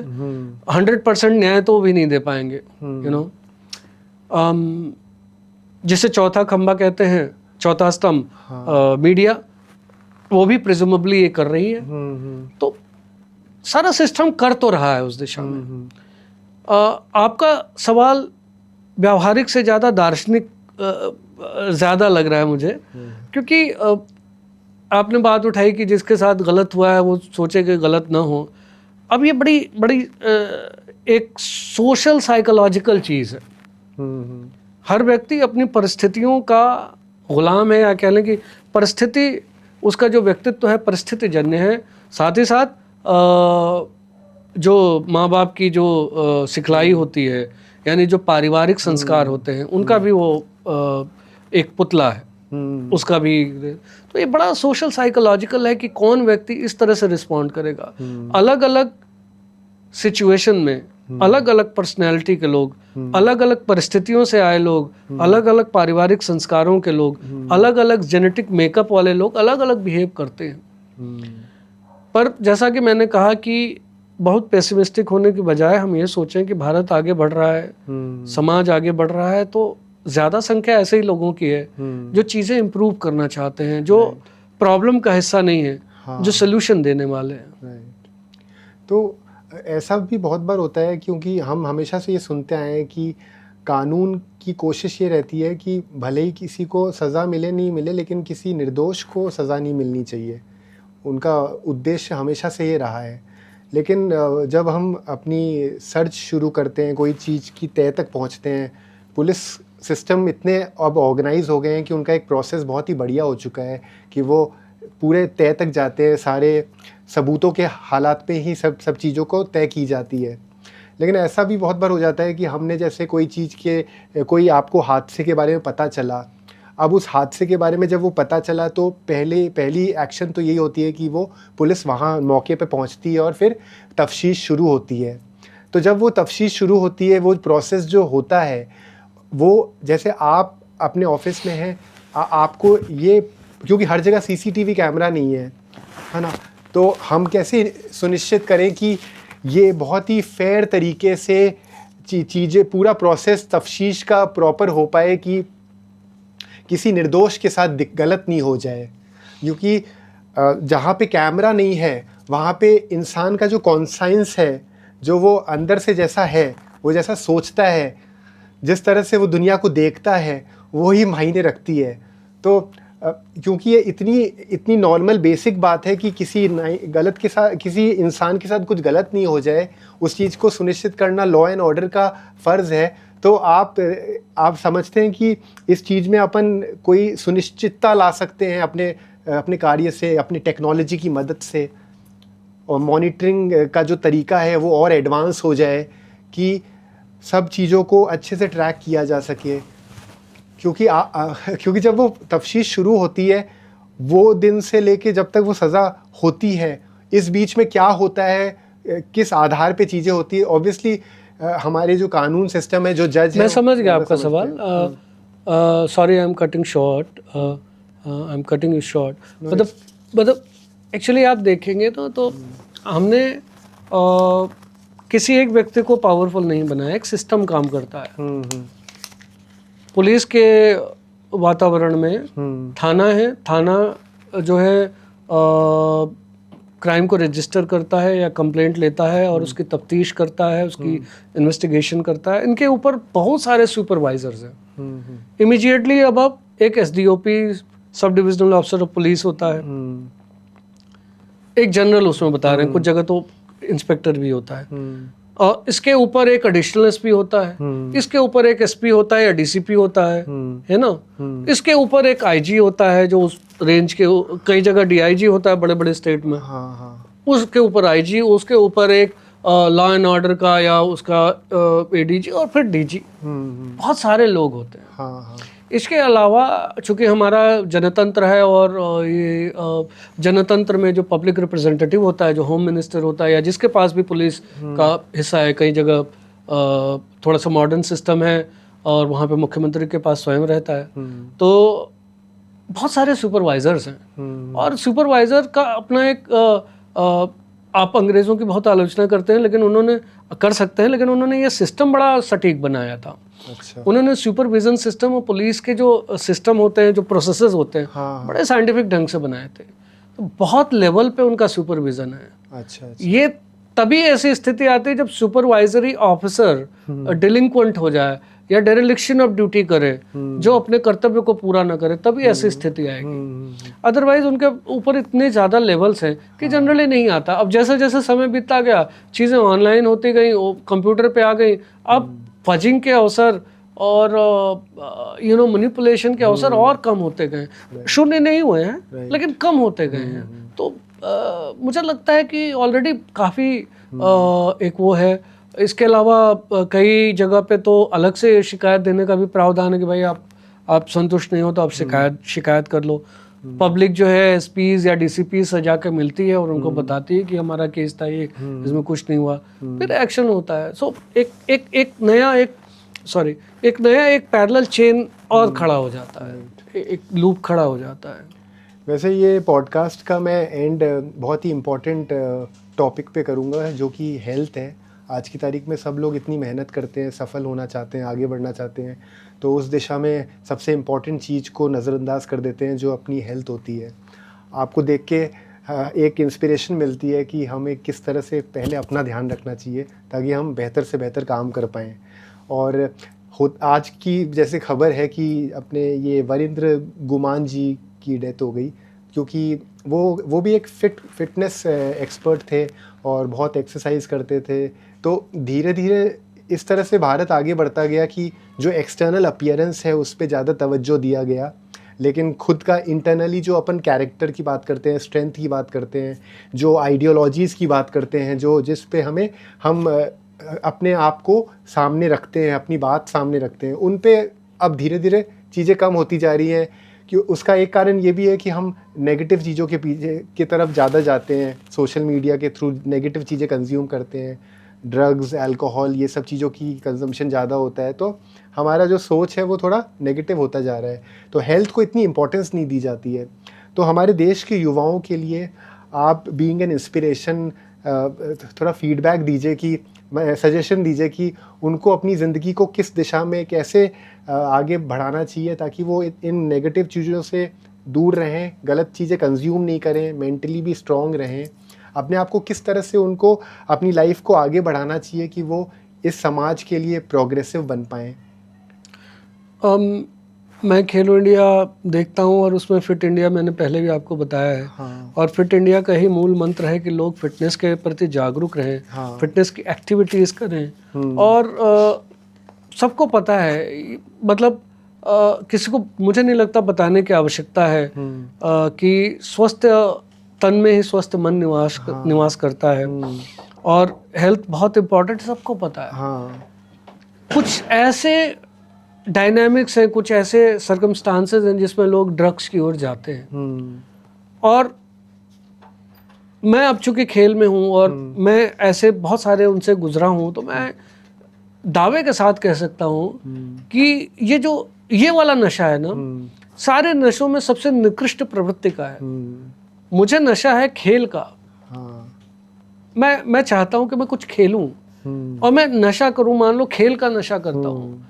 मैंने कहा कि यार मेरी बॉडी टाइप में तो अच्छी है, मेरी बॉडी टाइप ऐसी है कि मैं अगर स्प्रिंट करूंगा, मैं यूसेन बोल्ट टाइप की बॉडी है मेरी। मैं 6 फीट का हूँ, मेरे हैमस्ट्रिंग अच्छे हैं, मेरी लेग मसल्स अच्छी हैं, मेरा कोर अच्छा है, तो मैं नशा करता हूँ स्प्रिंट का और मैं बनता हूँ यूसेन बोल्ट और मैं इंडिया के लिए गोल्ड मेडल जीतता हूँ। इससे बेटर नशा क्या है? राइट। मैं नशा करता हूँ कंस्ट्रक्टिव चीज़ों का। मैं कहता हूँ कि यार मेरे अंदर मैं कुछ बोलता हूँ तो अच्छा बोलता हूँ, मैं लिखता हूँ, मैं लिखूंगा उस चीज़ को तो अच्छा लगेगा। मैंने लिखने का नशा किया। मैंने स्टोरीज लिखी, नई नई स्टोरीज लिखी। मेरी स्टोरीज पे ऐसी फिल्में बने जिनको लोग याद रखें। हिंदुस्तानी फिल्मों की बात करें तो 3 इडियट, इस तरह की फिल्में बने। अंग्रेजी फिल्मों की बात करें तो उसमें तो बहुत ज़्यादा है। तो इसका नशा करूं तो कैसा है? मतलब एक हमारे प्रोग्राम में संग्राम सिंह जी आए थे। संग्राम सिंह पुराने रेसलर रहे हैं और मोटिवेशनल स्पीकर भी हैं। उन्होंने एक बात कही थी बड़ी खूबसूरती से कि नशा करो तो फिटनेस का करो, एक्सरसाइज का करो नशा। और आप देखोगे कि इस नशे में आपकी हेल्थ भी बनती है, समाज भी बनता है। और मतलब आप जिन चीज़ों को सोच करके उधर की तरफ गए हो ना, वो तो सारी सोच आनी नहीं है। और जो मज़ा आप उसमें पाते हो वो मज़ा तो है नहीं, एक्चुअली मज़ा तो है नहीं। तो बेसिक मज़ा इनमें आएगा जब कुछ संरचना करो। जब आप अपनी रचना देखोगे कि यार ये मैंने लिखा था और इस पे एक फिल्म बन गई है, ये मैंने नॉवेल लिखी थी और इसको एक अवार्ड मिल गया है, मैंने ये खेल का नशा किया था, आज मैं ओलंपिक चैंपियन हूँ या एशियन गेम्स चैंपियन हूँ या नेशनल चैंपियन हूँ, व्हाटएवर। हाँ जी, वो मायने रखता है। ये जो नशा है ना, रचना से अच्छा नशा किसी चीज़ का नहीं है। करेक्ट। वैसे आपकी ये बातें हमारी जो युवा पीढ़ी है उनके लिए बहुत ही प्रभावशाली रहेंगी। जब आप जैसे एक्सपर्ट लोग इस बारे में बात करते हैं तो उन बातों को सुन के वो भी इंस्पायर होते हैं कि हमें भी अपने जीवन को इस दिशा में ही लेके जाना चाहिए। और जो बातें आपने कही उसके एडिशन में मैं एक बात ये भी कहना चाहता हूँ कि जो सेल्फ टॉक होता है, जो हम अपने आप के साथ रोज़ बात करते हैं, वो पॉजिटिव होना बहुत ज़रूरी है। कि हम अपने आप के साथ नकारात्मक बात नहीं करें और हमारी सोच पॉजिटिव ही रहनी चाहिए। हम क्योंकि दिन में 24 घंटे होते हैं, उसमें अगर हमारे मन में ख्याल नेगेटिव ज़्यादा आएंगे तो हम अपने गोल्स के प्रति वो प्रयास करना छोड़ देंगे। Of course. तो सेल्फ टॉक भी बहुत इम्पॉर्टेंट है। इसीलिए मैंने ये पॉडकास्ट की शुरुआत की कि हमारी जो यूथ है वो मोटिवेशन से ज़्यादा डिसिप्लिन को प्राथमिकता दे। जो चीज़ उन्होंने सोच ली है वो उनको रोज़ करनी है, हर मिनट उसके बारे में प्रयास करना है ताकि ये देश और प्रभावशाली बने, आगे बढ़े। बिल्कुल सही। तो थैंक यू मयंक जी, आपने इतना समय दिया, आपने सारी बातें इतनी ऑनेस्टली बताई और हमारा मार्गदर्शन किया। मुझे बहुत खुशी है कि आपने ये एक्सेप्ट किया इनविटेशन और हमारे प्रोग्राम का हिस्सा बने। It was really a great honour. मुझे भी बहुत लुत्फ़ आया। थैंक यू, बहुत बहुत धन्यवाद आपका। और हमारी ऑडियंस को भी ये पॉडकास्ट ज़रूर पसंद आया होगा क्योंकि हम ज़रूर चाहते थे कि हमारे पॉडकास्ट में एक ऐसे हीरो के तौर पे गेस्ट आएँ जो अपने काम से सबके मन में प्रभावशाली बन रहे हैं और वो अपने एग्जाम्पल के तौर पे एक नया मार्गदर्शन सबके लिए क्रिएट कर रहे हैं। और भविष्य में भी हम इस तरह के पॉडकास्ट ऐसे ही गेस्ट के तौर पे लेके आते रहेंगे जो अपनी स्टोरी से, अपनी जर्नी से आप सबको मार्गदर्शन करेंगे और आपको इंस्पायर करेंगे। और तब तक के लिए आप देखते रहिए यूथक्वेक। Thank you.